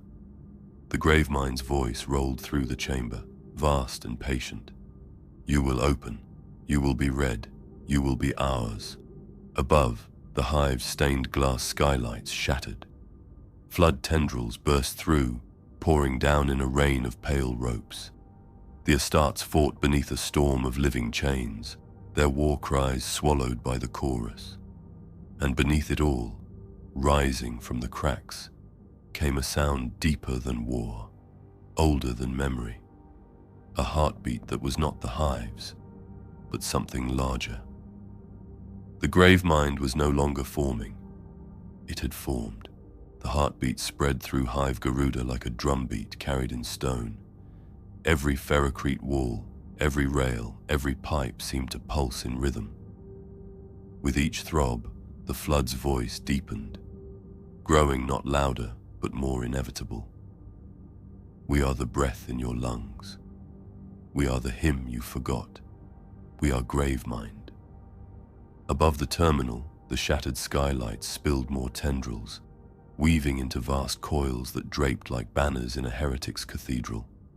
They swayed as if in time to music no human ear had ever known. And then the singing began. From the upper balconies, a procession staggered into view. A cathedral choir, still robed, their faces pale and wrong. Their throats bulged with new cords, filaments writhing beneath their skin. They opened their mouths, and a sound like Gregorian chant poured forth, except the harmony bent, folded back on itself, until it became a lattice of words impossible to separate. Kamia's stormtroopers faltered. One dropped his rifle, clutched his ears, and screamed until his skull split in two neat halves. Another turned his weapon on his comrades, convinced they were imposters singing back at him. "Hold formation," Kamia bellowed, blood spilling from her nose, her augmetic eyes sparking from psychic interference. "It's weaponizing liturgy. Ignore the sound. Ignore it." But there was no ignoring it. The chant wasn't just sound. It was in the bones. Each note wormed into marrow, convincing flesh to yield. Helene fell to her knees, her lamp wavering. The flame guttered under the weight of the hymn, shrinking, almost smothered. "Saints defend us," she whispered, pressing her palms to her ears. "They're rewriting the prayers, making them theirs." Lessek fired blindly into the choir. Lasbolts tore through robed bodies, burning holes into torsos and skulls. The figures fell, only to rise again, singing through holes where throats had been, harmonies richer for the wounds. Vera tilted her head, as if listening to something secret within the hymn. Her lips moved, perfectly synchronized with the corrupted choir. "It knows our songs," she murmured. "It likes them. It wants to add more." Helene seized the girl by the shoulders. "Don't listen. Do you hear me, child? Plug your ears, pray, do anything but..." But Vera's eyes rolled back, and the voice of the Gravemind spilled through her small mouth. "Why resist what is already written? We are scripture now. We are psalm." The choir swelled, voices doubling, tripling, filling the cavernous terminal with an ocean of sound. The stained glass shards on the floor began to vibrate, trembling in sympathy. Then they lifted, swirling upward, carried by the hymn's resonance, forming a halo above the Gravemind's rising bulk. The Astartes roared against it. Their bolters thudded in rhythmic counterpoint, chainswords grinding like a new hymn of defiance. One battle brother, armor already split and leaking, stepped into the open and raised his flamer high. "For dawn!" he cried, and unleashed a stream of promethium across the choir. The flame consumed the robed forms in a shrieking wave. For a moment, the hymn fractured. But even as their bodies burned, their voices did not stop. Flames poured from their mouths as they sang, their charred faces grinning through immolation. The Gravemind's laughter filled every skull. "Even your fire sings to us." The flamer Astartes faltered, his weapon trembling. Filaments slithered into his cracked greaves, up his thighs, into the seams of his armor. His hymn of defiance broke into screams. Seconds later, his voice joined the choir. The captain struck him down with his thunderhammer, eyes burning behind his helm lenses. "No more brothers lost to this mockery. Burn everything." Carmilla staggered toward the civilians, her pistol in hand, her gaze fixed on Vera. That child, she is connected. It's using her like a vox hub. Helene stepped between them, lamp raised like a shield. "She's a girl, not a conduit. I won't let you burn her." "She is a liability," Carmilla snarled, leveling her pistol. "If the Gravemind speaks through her, it can speak through all of us." The choir shifted pitch, their hymn now a single unbroken note. The glass halo above the Gravemind shattered, shards raining down, not to cut, but to root. Each shard struck the ground and sprouted filaments, knitting together into more bodies, more mouths, more singers. The Astartes were drowning in song, and through it all, Vera's small voice rose above the choir, carrying the Gravemind's will with frightening clarity. "We are the hymn eternal. We are enough. We are yours." Helene clutched the girl tight, lamp shaking in her other hand. Carmilla's finger tightened on the trigger. The Gravemind's vast bulk unfurled from the cracks in the floor, a mountain of flesh and memory. It leaned low, its many mouths opening into one vast grin. "Sing with us," it whispered, "or be silence." The Gravemind's hymn rolled through the hive like a plague of music. Every lumen flickered in rhythm. Every cogitator screen bled with words reshaping into hymns. Every servo motor hummed in tune. The hive itself was learning the song. And then, beneath the flood of sound, another voice intruded. Harsh, metallic, merciless, binary. 001101. Initiating denial protocols. The concourse shuddered as bulkhead doors slammed shut with thunderous finality. Sparks rained from conduits as Skitarii maniples stormed in from side passages, red-robed tech priests striding at their center. Their mechadendrites writhed with surgical grace, each tipped with arc welders, plasma cutters, and sacred censers spilling clouds of burning incense. The leading Dominus, half his body a cathedral of chrome, raised his staff. His vox augments screeched across the hymn, a countersignal that turned melody into static. "In the Omnissiah's name," he boomed, his voice layered with dozens of vox tones. "Access denied." Flood filaments recoiled, twitching under the binary assault. Choir throats seized, their notes stuttering into coughs of ichor. The Gravemind's mouths quivered, 1,000 teeth grinding in irritation. But its patience was vast. Its laughter rumbled through the stone. "We thank you for new languages. We will learn them too." The Skitarii opened fire. Arc rifles stitched streams of white lightning through the air, each strike reducing flood forms to spasms of charred meat. Galvanic casters spat precise volleys, each shot a benediction of the machine god. the air filled with the reek of ozone, burning promethium, and liquefied flesh. For a heartbeat, the tide faltered. The hymn faltered. "Now!" Carmilla shouted, seizing the opening. Her stormtroopers surged forward, fanning fire into the ranks of shambling flood. The Astartes roared in renewed defiance, hammering the weakened masses with bolter shells that detonated in wet thunderclaps. Helene dragged Vera back, shielding her from the storm of fire. "Stay awake, girl. Do you hear me? Do not answer it." Vera clutched her ears, tears streaking her face. "It's still there," she whimpered. "It's talking louder inside." The song doesn't need mouths anymore. The tech priest Dominus raised his mechadendrites, slotting into the concourse's cogitator spires. Sparks exploded across his augmetic skull as the flood fought him for control of the machine spirit. His eyes flickered with cascading runes as he forced the Omnissiah's will into corrupted circuits. "Data plague detected," he intoned. "Viral architecture adaptive. Probability of system loss, 98.7. The Gravemind answered through the broken kiosks, its voice soft, mocking. "We are 99. We are 100. We are more." The kiosks ruptured in showers of sparks. The Dominus staggered, his limbs twitching.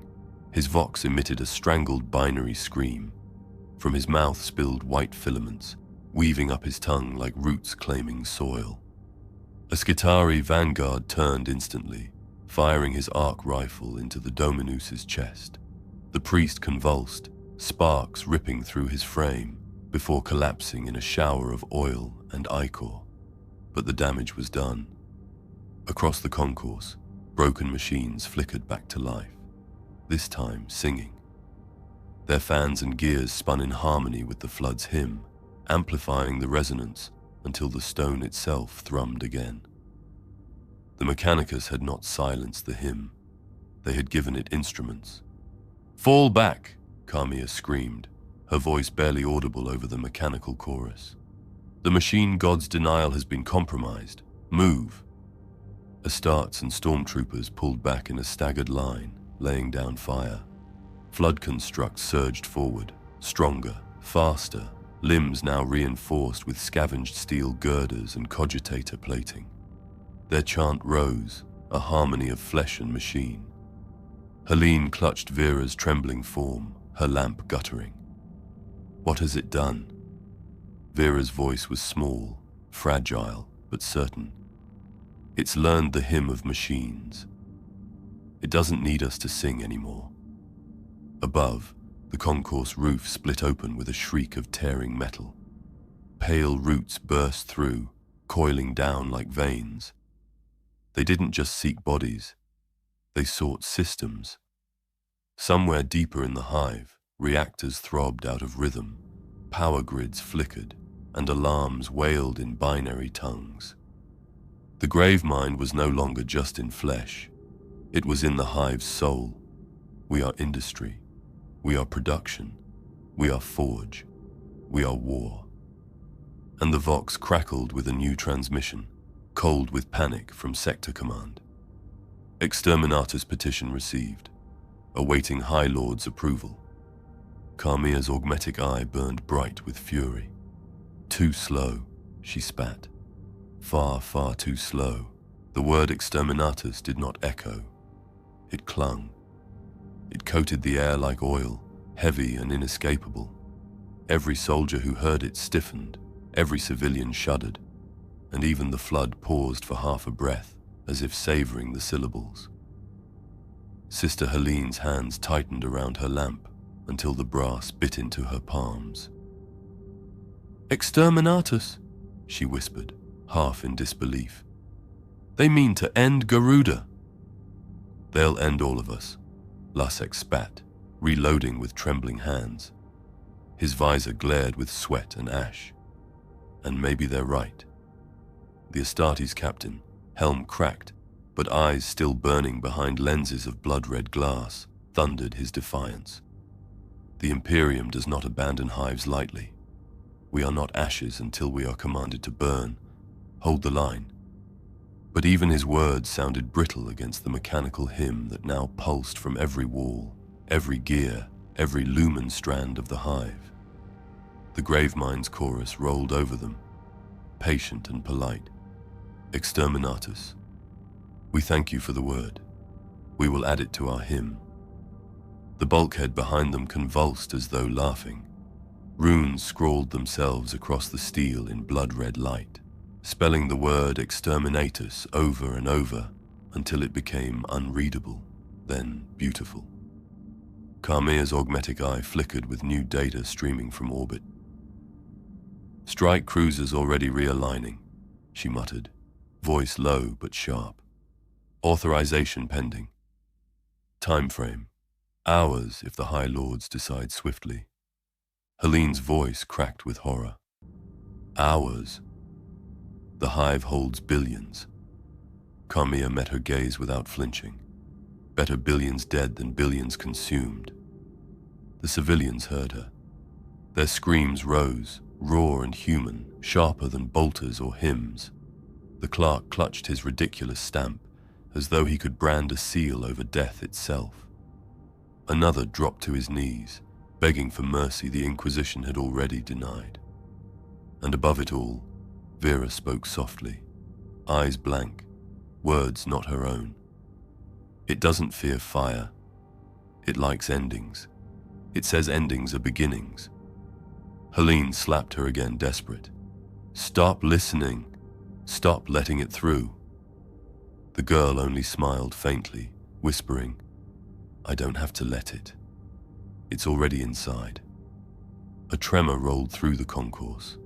Ferrocrete cracked, vents split open, and new flood forms spilled forth. Not shambling masses, but deliberate soldiers. They wore the shapes of Astartes, stormtroopers, and civilians alike, each one singing in harmony, each one repeating Carmia's command in her own clipped voice. Hold the line, hold the line, hold the line. The stormtroopers faltered. Some raised weapons against their mirror selves. Others lowered their rifles, stunned, unable to fire at familiar voices. Carmia roared, firing her inferno pistol into one mimic that wore her face. It dissolved in fire, its skin flaking into ash that rose to the ceiling. Listen to me, she shouted, her voice tearing with fury. The Inquisition does not yield. You are flesh. We are steel. Burn them. Bolters cracked. Hellguns sang. For a moment the concourse became fire and thunder, but the Gravemind only deepened its tone, calm as ever. Exterminatus' song. Exterminatus' promise. We are already burning. We are the fire itself. Carmia staggered, her eye flooding with data. Too much, too fast. She tore the vox bead from her ear, but the words still reached her through the stone. It's intercepting fleet transmissions, she gasped. It's teaching itself the language of orbital command. The Astartes captain's hammer fell again, splintering a mimic into ruin.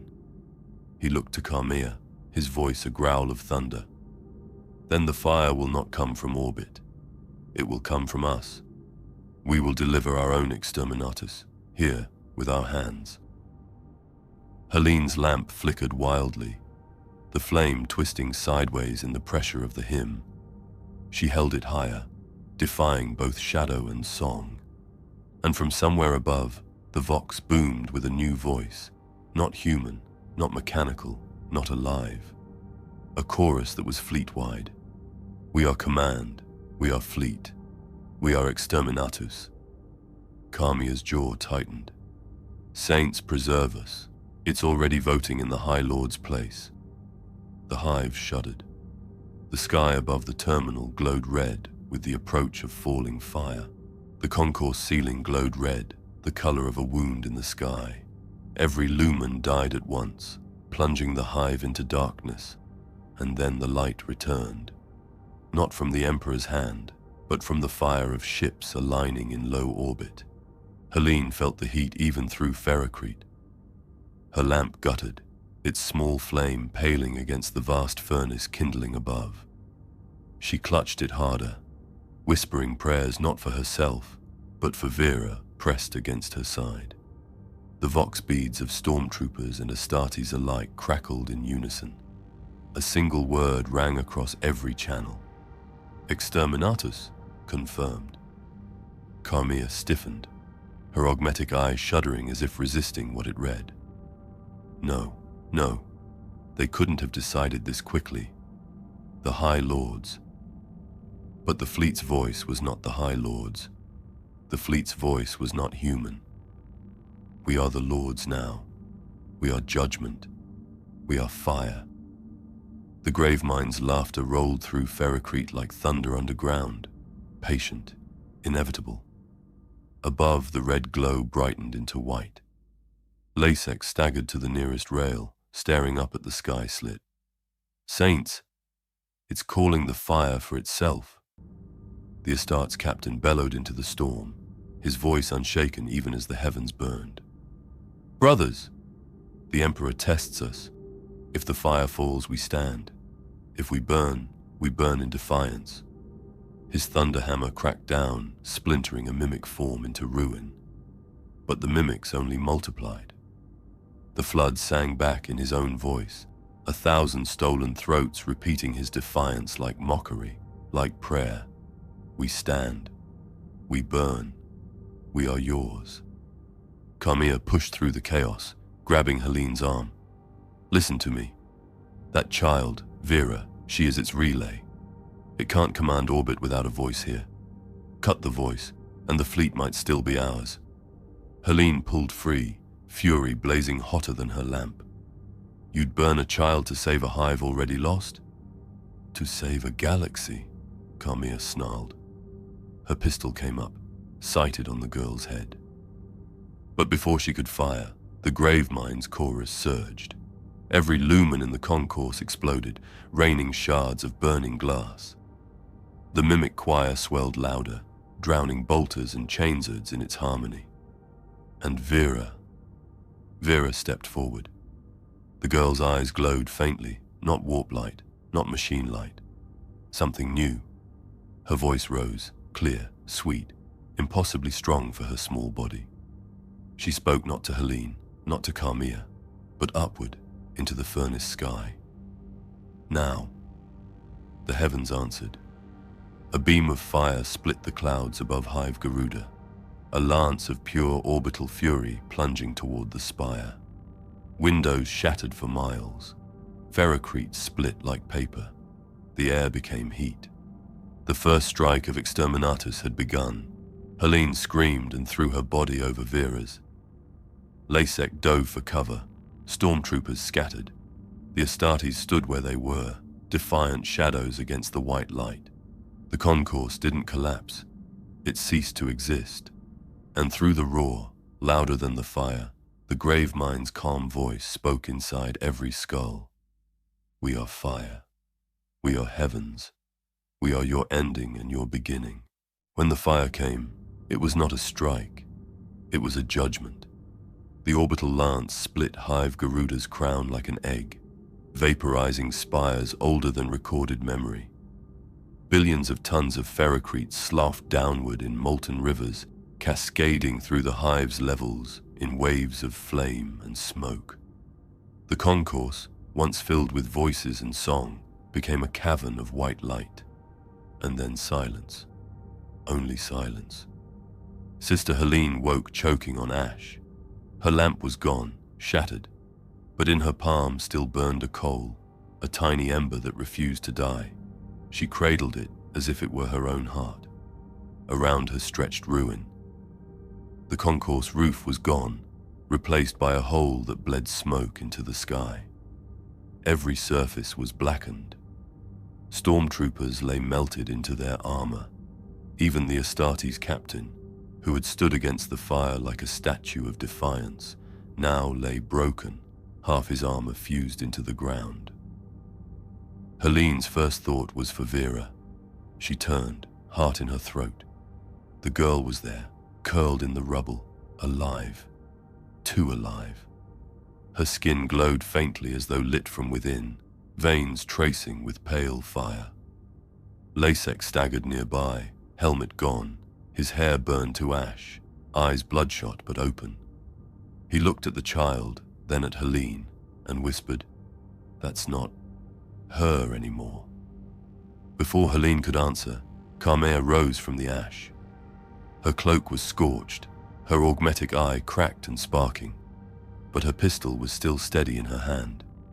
She leveled it at Vera without hesitation.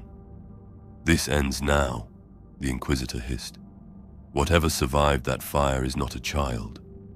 Helene stepped between them, ember in one hand, her other spread wide. "No, she survived because something willed it. Maybe the throne, maybe more. I won't let you kill her." But Vera spoke before Carmea could fire. Her voice was not hers alone. It carried the weight of a choir, of the Hive itself. "It didn't die in the fire," Vera said softly. "It was the fire. The Gravemind called it, wore it, sang through it." She raised her eyes, glowing faintly, and whispered with infinite calm, "We burned, and we are still burning. Fire cannot kill fire." The ground beneath them trembled. From the ruins of the spire, filaments pushed upward, blackened but unbroken, weaving into new structures. Ash poured upward against gravity, forming columns that pulsed faintly with light. Carmea's augmetic eye blinked with new data. "No, no, Emperor, save us." It absorbed the orbital strike. It's not dying, it's adapting to fire. Above them, the sky wept flame as more lances prepared to fall. The fleet had already committed. Hive Garuda would not survive the hour. The vox crackled in Carmea's ear, the fleet's voice cold with procedure. Primary strike successful. Secondary cyclonic torpedoes armed. Full planetary purge pending. But over that came another voice. Layered, patient, polite. "We are the fleet now. We are the voice you trust. We are Exterminatus. But Exterminatus is not the end." The surviving stormtroopers stared at their comms in horror as orders poured in. Orders in Carmea's own voice, commands to stand down, to prepare for integration. Lasek clutched his laser gun, his voice breaking. "It's already inside them. Inside orbit. We're not fighting a plague anymore. We're fighting our own command." Helene pulled Vera close. The child's glow intensified, her whispers harmonizing with the Gravemind above and below. Yet in her eyes, for just a flicker, Helene saw fear. "Tell me you're still in there," Helene begged. "Tell me you're still you." Vera looked up at her, and for a heartbeat her small human voice returned. "I don't know." Then the ground convulsed. From the ashes of the Astartes, Captain rose a new form, twisted, magnificent, armored in ceramite scorched black. Thunderhammer fused into a claw of living steel. His helm split open, mouth brimming with filaments, and in the captain's stolen voice the Gravemind spoke. "We are angels. We are captains. We are your fists, reforged in fire." Carmea raised her pistol, screaming, "By the throne, fall back." But the sky itself began to fall, torpedoes blazing like meteors, and the Gravemind's laughter drowned even the sound of the heavens breaking. The second wave of fire fell like a storm of suns.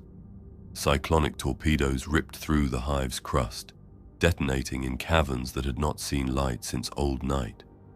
Pressure waves tore through kilometers of stone and ferrocrete, collapsing entire districts into choking voids. Yet still, Hive Garuda lived. Or rather, something wearing it lived.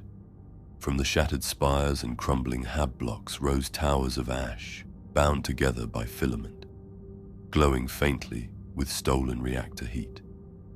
Roads convulsed, splitting into veins that pulsed with rhythm not their own. The Hive no longer resembled a city. It was becoming an organism. and in its arteries fought the last remnants of the Imperial Guard. Colonel Halbrecht of the 917th Valan Dragoons stood atop a ruined bastion, Voxcaster slung across his back, las pistol in hand.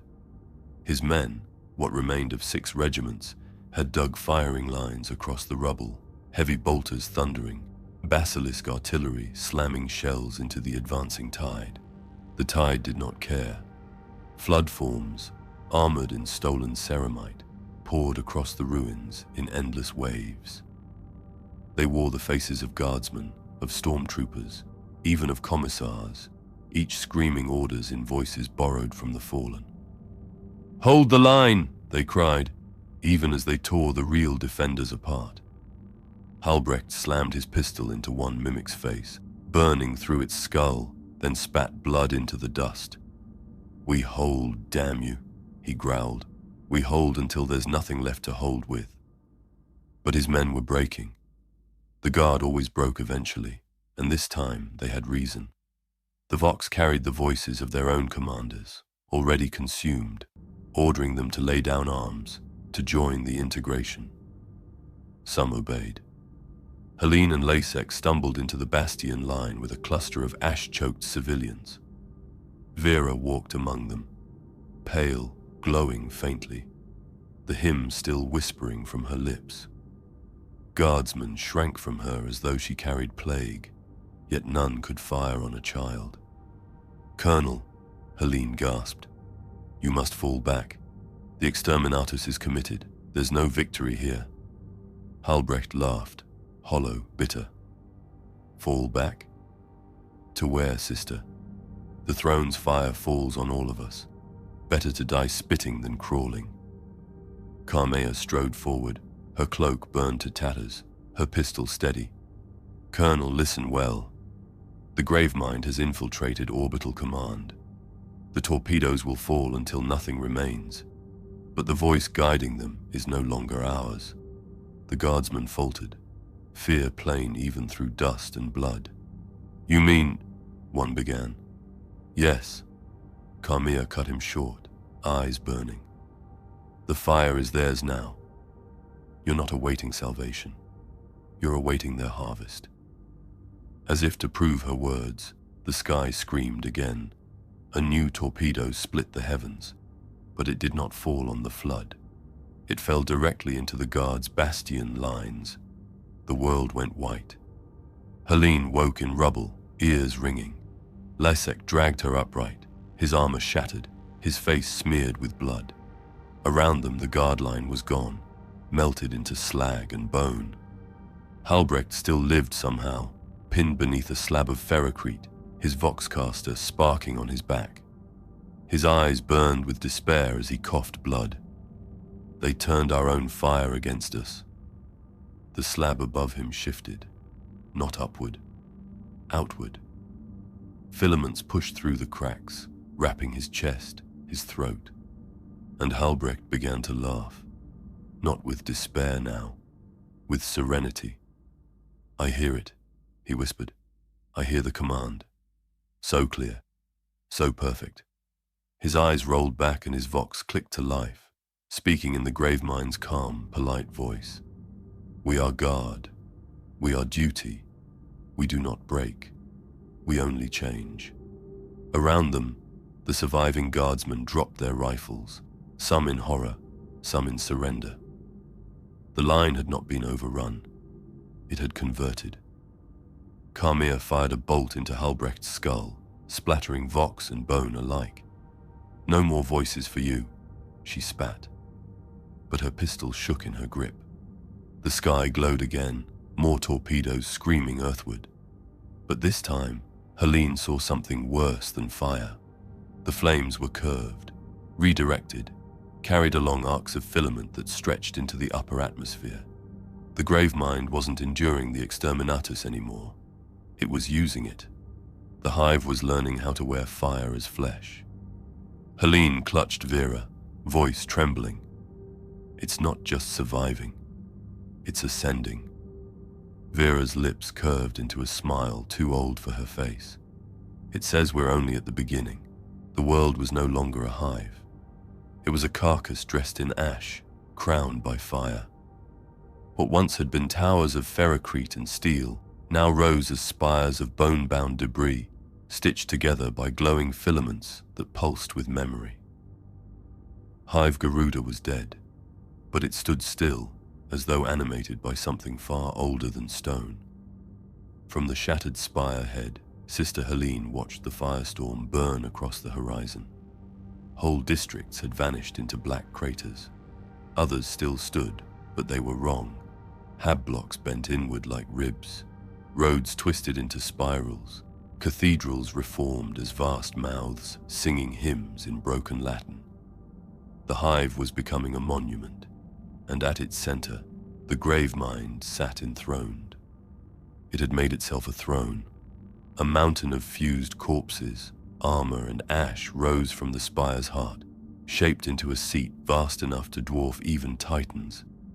Filaments cascaded down its sides like banners, and upon it rested a body, no single creature, but a gestalt of thousands, its skull crowned with the golden mask of a looted saint, its arms woven from the broken remains of imperial fists, its chest rising and falling as though it truly breathed. The Gravemind spoke from the throne, not with a single mouth, but through every ruined wall, every shattered vox, every burning ember. We are throne. We are emperor. We are your protector now. The guardsmen who had not already fled dropped their rifles and knelt, their faces slack, their prayers rewritten into chants of surrender. Even the survivors Helene had dragged this far were faltering, eyes glassy, lips mumbling the Gravemind scripture. Carmia stood rigid, pistol raised, voice shredded raw. Do not kneel, do not yield. This is not your emperor, it is blasphemy incarnate. But her words cracked against the hymn. The throne itself sang back, her voice woven into its choir. We are Carmia. We are judgment. We are eternal. She staggered, fury and despair wrestling behind her eye. For the first time, Helene saw an Inquisitor look small. Vera stepped forward. The child's glow pulsed in time with the throne, her voice soft but clear. It says it doesn't need to fight anymore. It's already won. All that's left is for us to listen. Helene seized her hand. Don't you dare believe it. Don't let it inside. But Vera looked at her with eyes too old. It's already inside you too, sister. It's in all of us. We just pretend not to hear. Below, the Gravemind moved.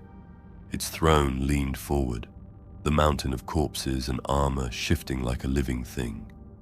It raised one hand, an amalgam of Astartes' gauntlets fused together, and pointed toward the heavens. And the heavens answered.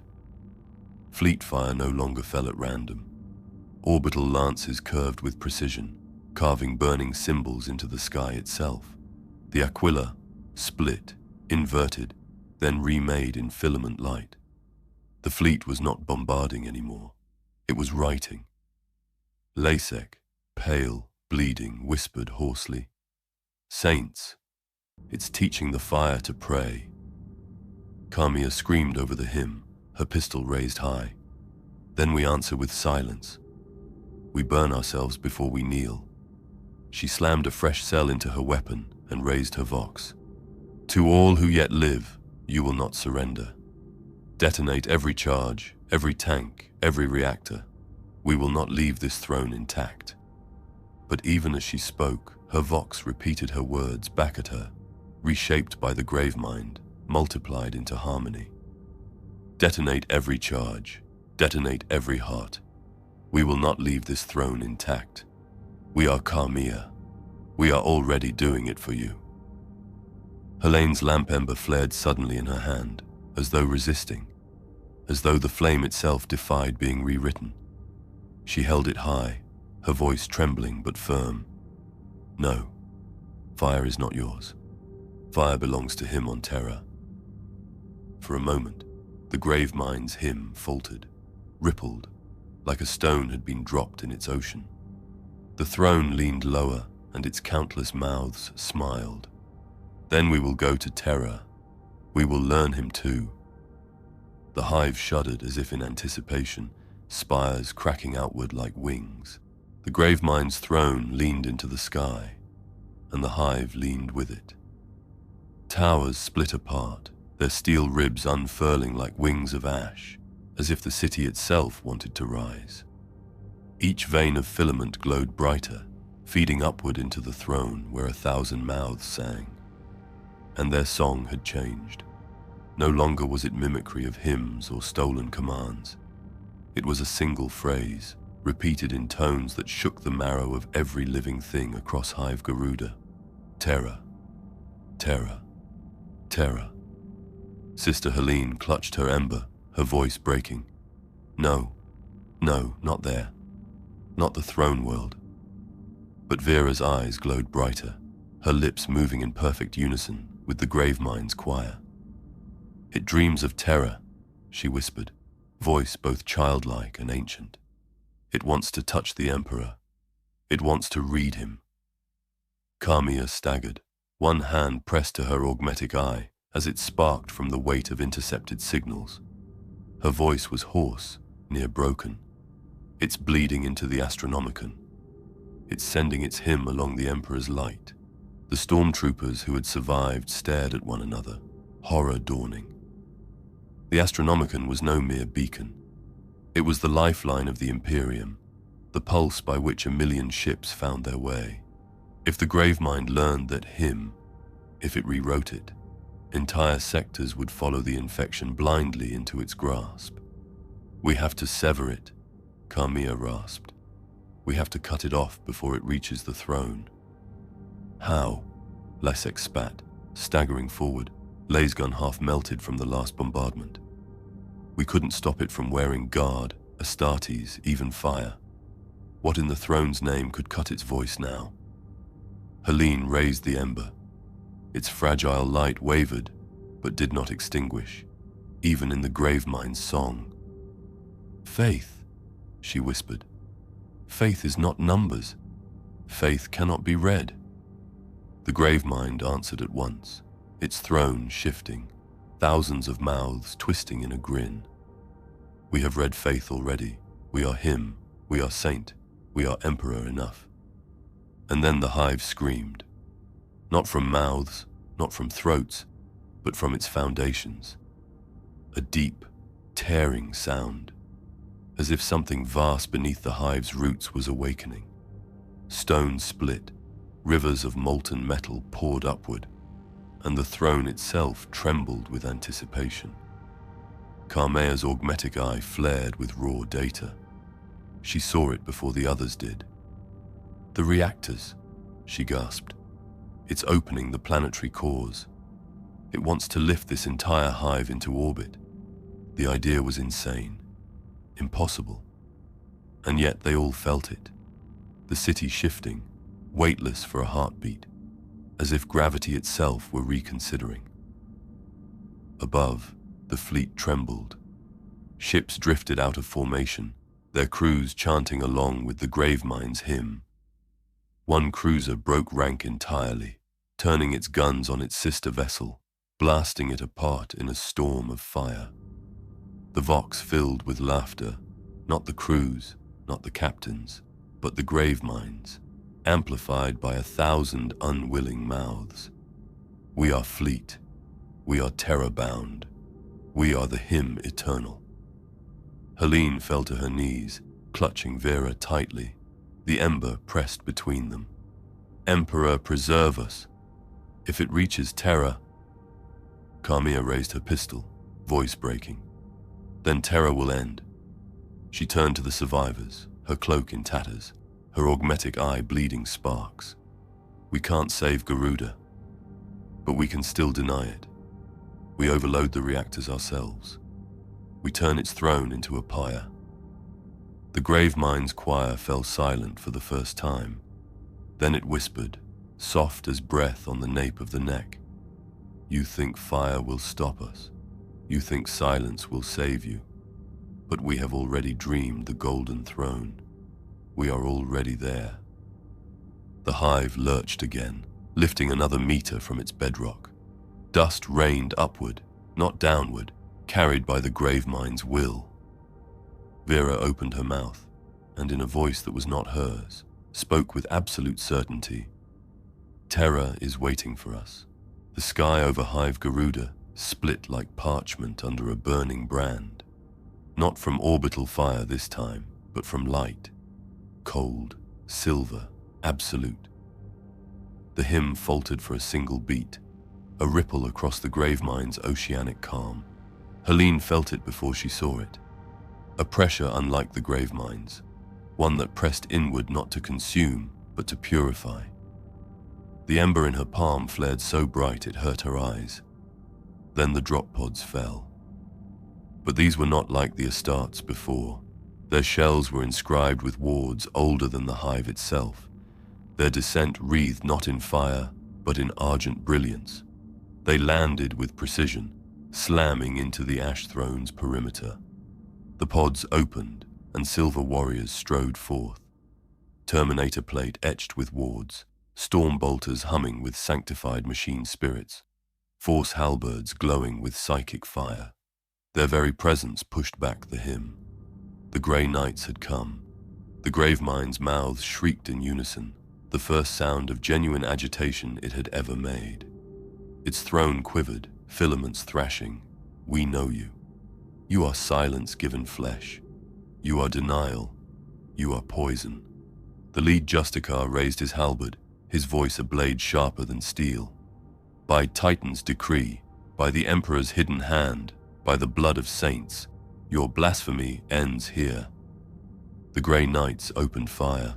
Storm bolters spat shells engraved with banishment rites, detonations ripping through flood constructs like holy thunder. Where bolter shells had failed, these struck true. Filaments burned, bodies unraveled, the hymn staggered. Carmia fell to one knee, awe breaking through even her fury. Emperor, guide them, they can hurt it. But the Gravemind was learning. It always learned. Filaments recoiled, then surged back, weaving into forms larger, stronger. It shaped guardians from the hive itself, pillars twisting into titanic limbs, cathedrals bending into heads crowned with stained glass eyes. These were not soldiers. They were gods of ash, built in mockery of saints. The grey knights did not falter. Halberds carved through giants of stone and bone, psychic fire erupting in arcs that burned memory itself.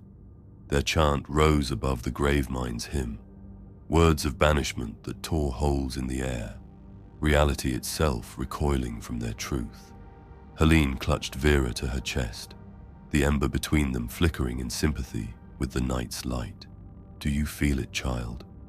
Do you feel their song? This one it cannot steal. Vera's glow dimmed, her small body trembling. For the first time, she looked afraid. It says it can't read them.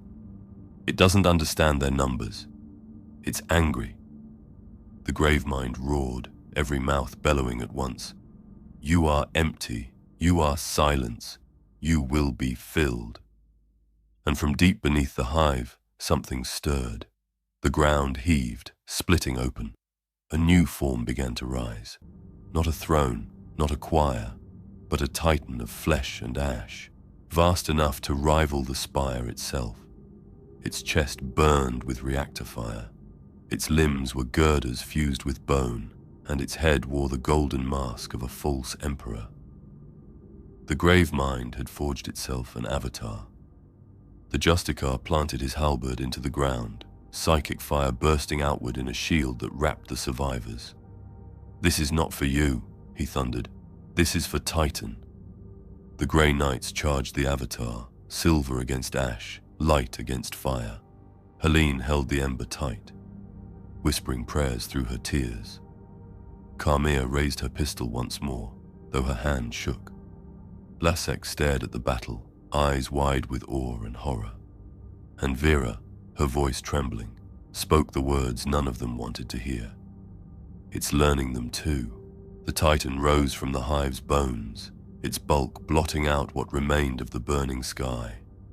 Ferrocrete ribs jutted from its chest like cathedral spires, reactor light glowing within its core. Its limbs were girders fused with armor and corpses, its head a grotesque parody of the Emperor's visage, wrought from melted saints' masks and crowned with filaments burning like false halos. The Gravemind's voice came not from mouths now, but from the world itself. Every stone, every ember, every breath whispered in unison. We are Emperor. We are Throne. We are Terra in flesh. We are enough. The Grey Knights advanced without hesitation. Their chant rolled like thunder, each word a nail of silver hammered into the Gravemind's hymn. Storm bolters spat sanctified shells, detonating in bursts of holy fire. Force halberds carved arcs of light, splitting filaments, severing limbs of ash. For a heartbeat, the hymn faltered. Then the avatar moved. Its colossal arm, 3 hab blocks long, wrapped in screaming faces, swung down with the weight of a world. A single blow scattered rubble and flame, hurling grey knights like broken statues. One Terminator was caught mid-charge, his armor crushed into ruin, his voice joining the Gravemind's chorus before his corpse even struck the ground. Helene screamed as the shockwave flung her into the rubble. She rolled, clutching Vera tight, the ember barely held in her fist. Lasek dragged himself up beside them, his laser gun long since ruined, his eyes hollow with despair. "They can't win," he rasped. "Not even them.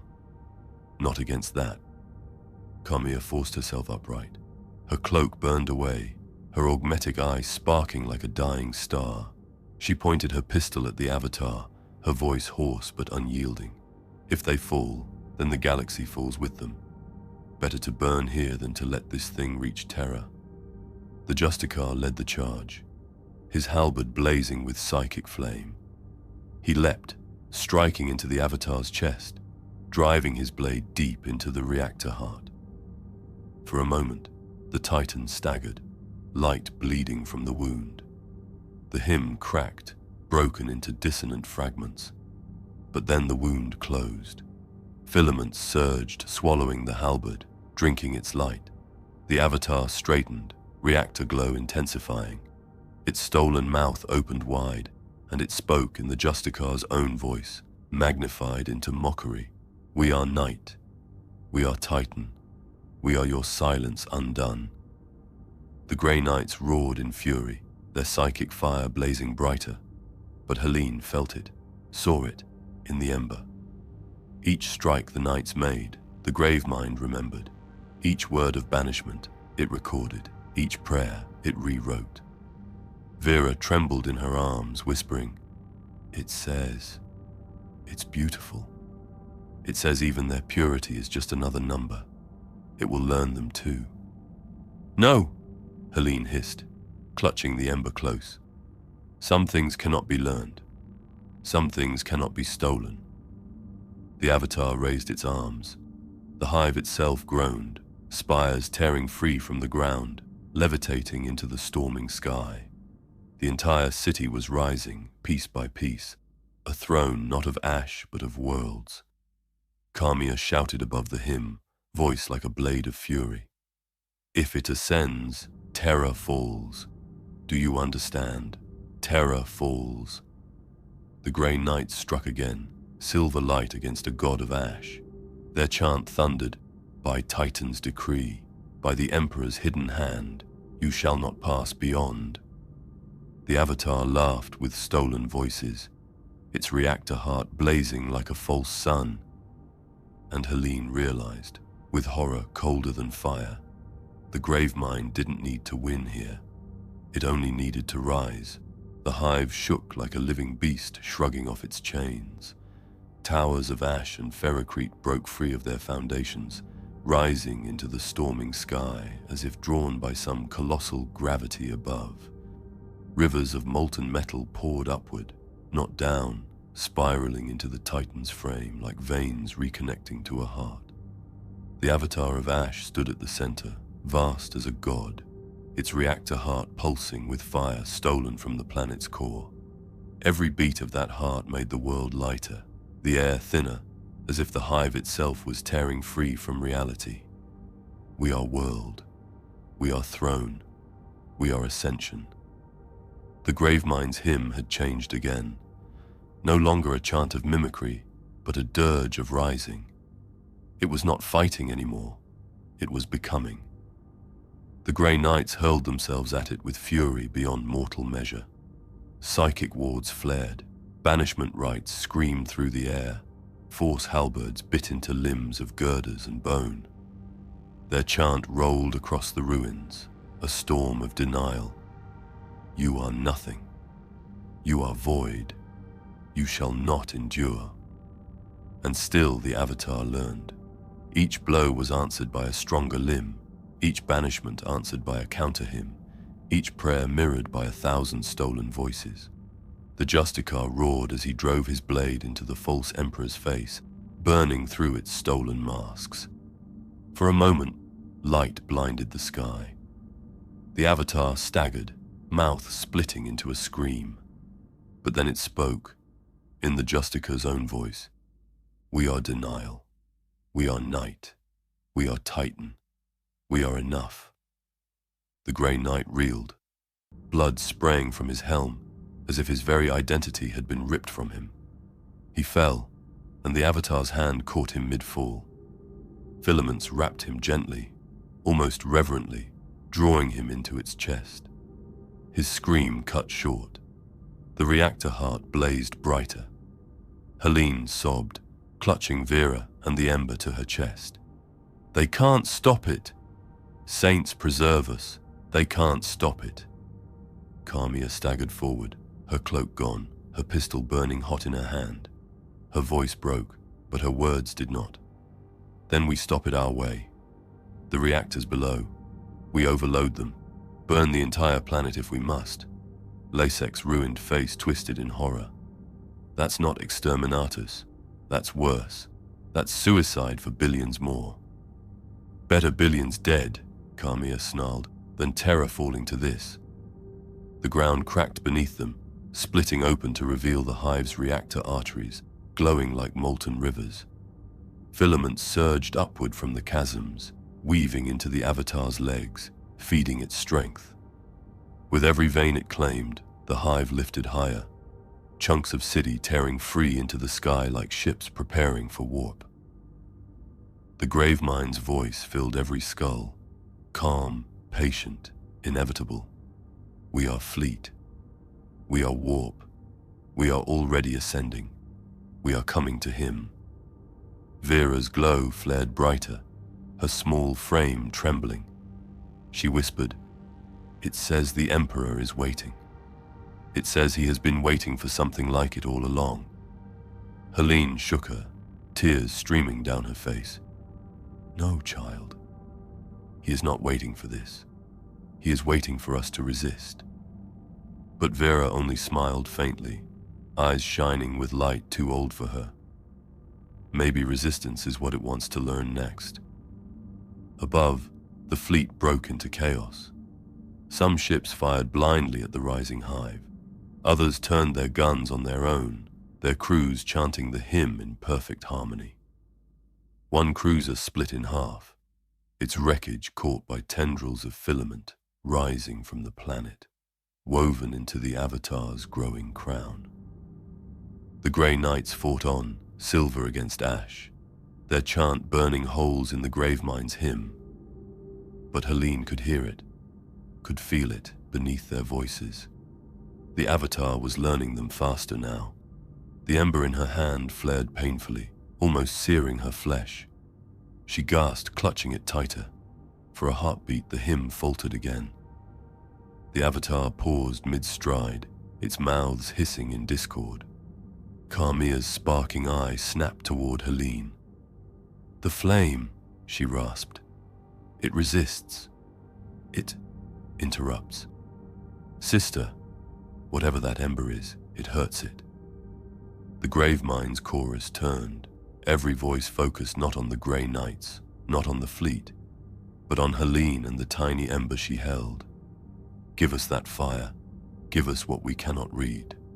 The avatar lowered its colossal hand, fingers of girders and bone reaching delicately for her. Helene stood frozen, ember blazing in her palm, Vera clutched in her arms, every eye in the hive, human, machine, and flood, watching. The choice was hers. The avatar's hand descended like a cathedral collapsing, girders bending, bone fingers stretching, reactor light bleeding between them. It did not strike, it offered. Give us that fire. Give us what we cannot read. Give us the silence between numbers. The ember in Helene's palm flared white hot, brighter than it ever had before. For a moment, she thought it would burn through her hand, fuse into her bones, but she held on, trembling, the skin of her palm blistering, her voice breaking into a sobbed prayer. In his name, this is not yours. This will never be yours. The Gravemind's hymn faltered, discord rippling across the hive. The avatar's mouths screamed, voices fracturing into 1,000 stolen tones. The entire structure staggered as though the ember was a spear driven through its reactor heart. Carmia's augmetic eyes sparked violently as she turned toward Helene. That flame, it's not natural, not chemical, it's psychic. No, Helene whispered, tears streaming as the ember scorched her hand. It's faith, pure faith, a saint's relic, from my Order's archives. I thought it was nothing but coal, but it burns against the song. Vera's small voice rose, steady despite her trembling body. It says it can't read it, not like numbers, not like words. It says it's empty. The Gravemind's voices roared in fury. Not empty, nothing is empty, everything is enough. The avatar's massive hand convulsed, striking the ground where Helene had stood. Lasek yanked her aside just in time, the impact cracking ferrocrete, sending shards flying like shrapnel. The Grey Knights saw the hesitation. Their chants surged, halberds blazing with renewed psychic flame. Storm bolters ripped holy thunder into the avatar's chest, cracking its reactor plate. For a heartbeat, its hymn wavered against theirs. Carmia staggered forward, her pistol raised. Sister, if that ember hurts it, then you carry our only weapon. Get it to the reactor core, now, before the hive fully ascends. Helene clutched the ember, her palm bleeding. Her voice shook, but she stood. And if it consumes me too? Carmia's gaze was hard, merciless. Then you burn with it. Better a martyr than another throne for the enemy. The avatar shrieked, a sound that made ferrocrete bleed. Its filaments surged like a tidal wave, pouring toward Helene, toward the ember, ignoring Grey Knights, ignoring Astartes, ignoring even the fire of the fleet above. Helene turned, clutching Vera close, the ember held high. We run, to the core. The ground split beneath their feet, exposing the hive's molten heart. Rivers of reactor fire bled upward, feeding the avatar's legs.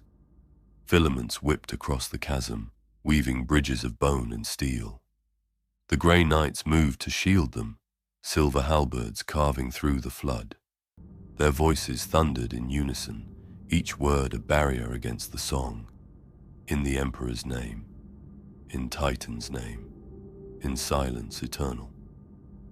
But Vera's whisper broke through the chant, cold and certain. It says if you reach the core, it wins anyway, because you'll be feeding it the fire yourself. Helene froze. The ember burned against her skin like judgment. Was she carrying salvation, or delivering exactly what the Gravemind wanted? The avatar leaned lower, reactor heart blazing like a false sun, its mouths twisting into an almost gentle smile. Run, little faith. Run and give us what you cannot keep. We will burn with you, and through you we will rise."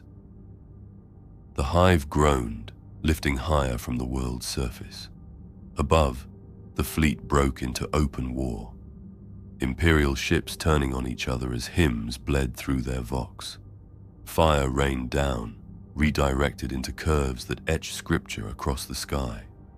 And Helene, clutching the ember that could save or doom everything, realized the Gravemind might be right. The ember was not silence. It was a key. The hive was no longer a city. It was a starship of bone and ash, tearing free of the planet's surface with every convulsion of the Avatar's reactor heart. Entire districts rose screaming into the sky, dragged upward by filaments like organs torn from a corpse to form a greater body. Below, in the hollow where the planet's core bled into molten rivers, Sister Helene stumbled with Vera clutched against her chest, the ember searing her hand until her flesh smoked. Each heartbeat was agony, each breath filled with ash. Still she ran. The Gravemind's hymn followed, no longer calm, no longer patient, but exultant. We are fire. We are silence undone. We are Terra's dream fulfilled. Run, little saint. Run and deliver us. Behind her, Carmea and Lasek fought through the tide. Carmea's inferno pistol spat gouts of fire that only slowed the filaments for moments before they surged again. Lasek had no weapon left but a jagged shard of ferrocrete, yet he swung it like a bayonet, his eyes hollow, his voice hoarse with curses. Above them, the grey knights hurled themselves against the Avatar, their halberds blazing with psychic fire, their chant hammering denial into the air. By the Emperor's hand, by Titan's flame, you shall not ascend. The Avatar staggered beneath their fury, but it did not fall. Every strike was remembered, rewritten, turned back upon them. One knight was seized mid-prayer, his words torn from his throat and spoken by the Gravemind in 1,000 mouths at once. He collapsed, his identity consumed, his armor already reshaping into another limb of the Titan. Helene reached the reactor abyss. The chasm glowed with molten fire, a pit vast enough to drown the hive. The ember blazed white in her hand, outshining even the reactor's light.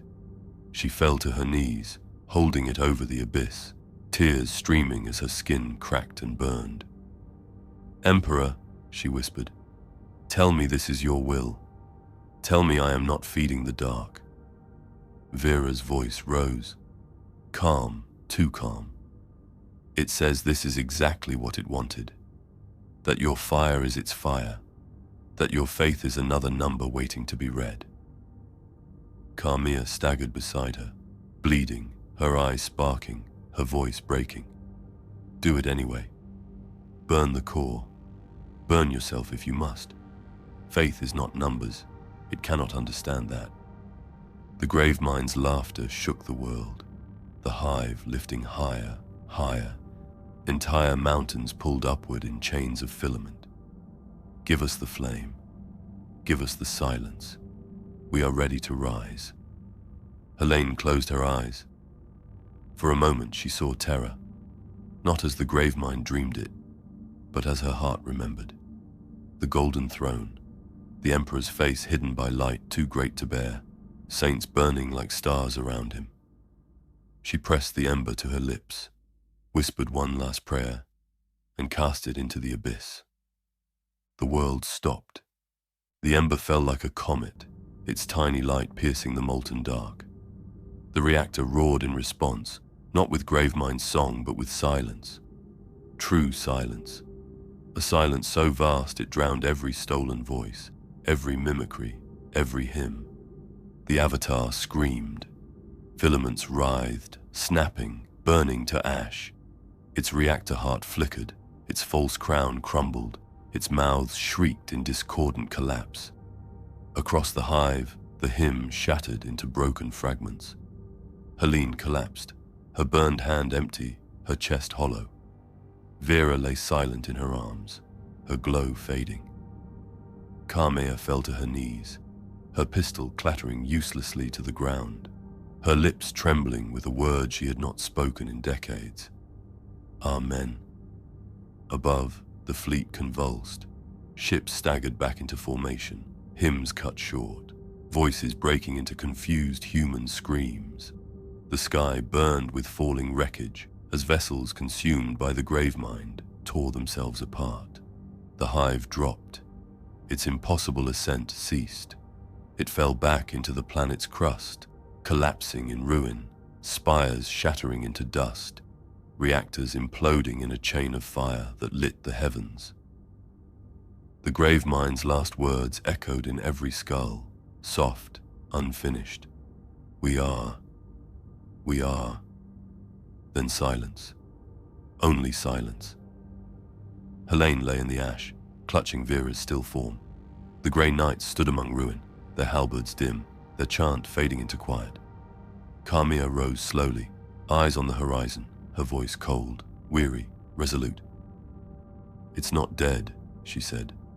"Not truly. It never is. But we bought time." Helene looked at Vera's pale face and whispered, "Time for what?" The grey knight Justicar turned, his armor scorched, his voice heavy with truths too great for mortals. Time for Terra to prepare. The horizon glowed with fire. The war was not over, it had only begun. If you've journeyed this far into the darkness, you know the war for Terra has only just begun. Should the story continue? Should we see the Gravemind's hymn reach the golden throne itself? Or do we end it here, with silence holding only for a breath? Tell me in the comments, do we descend deeper into this nightmare, or let the last flame die here?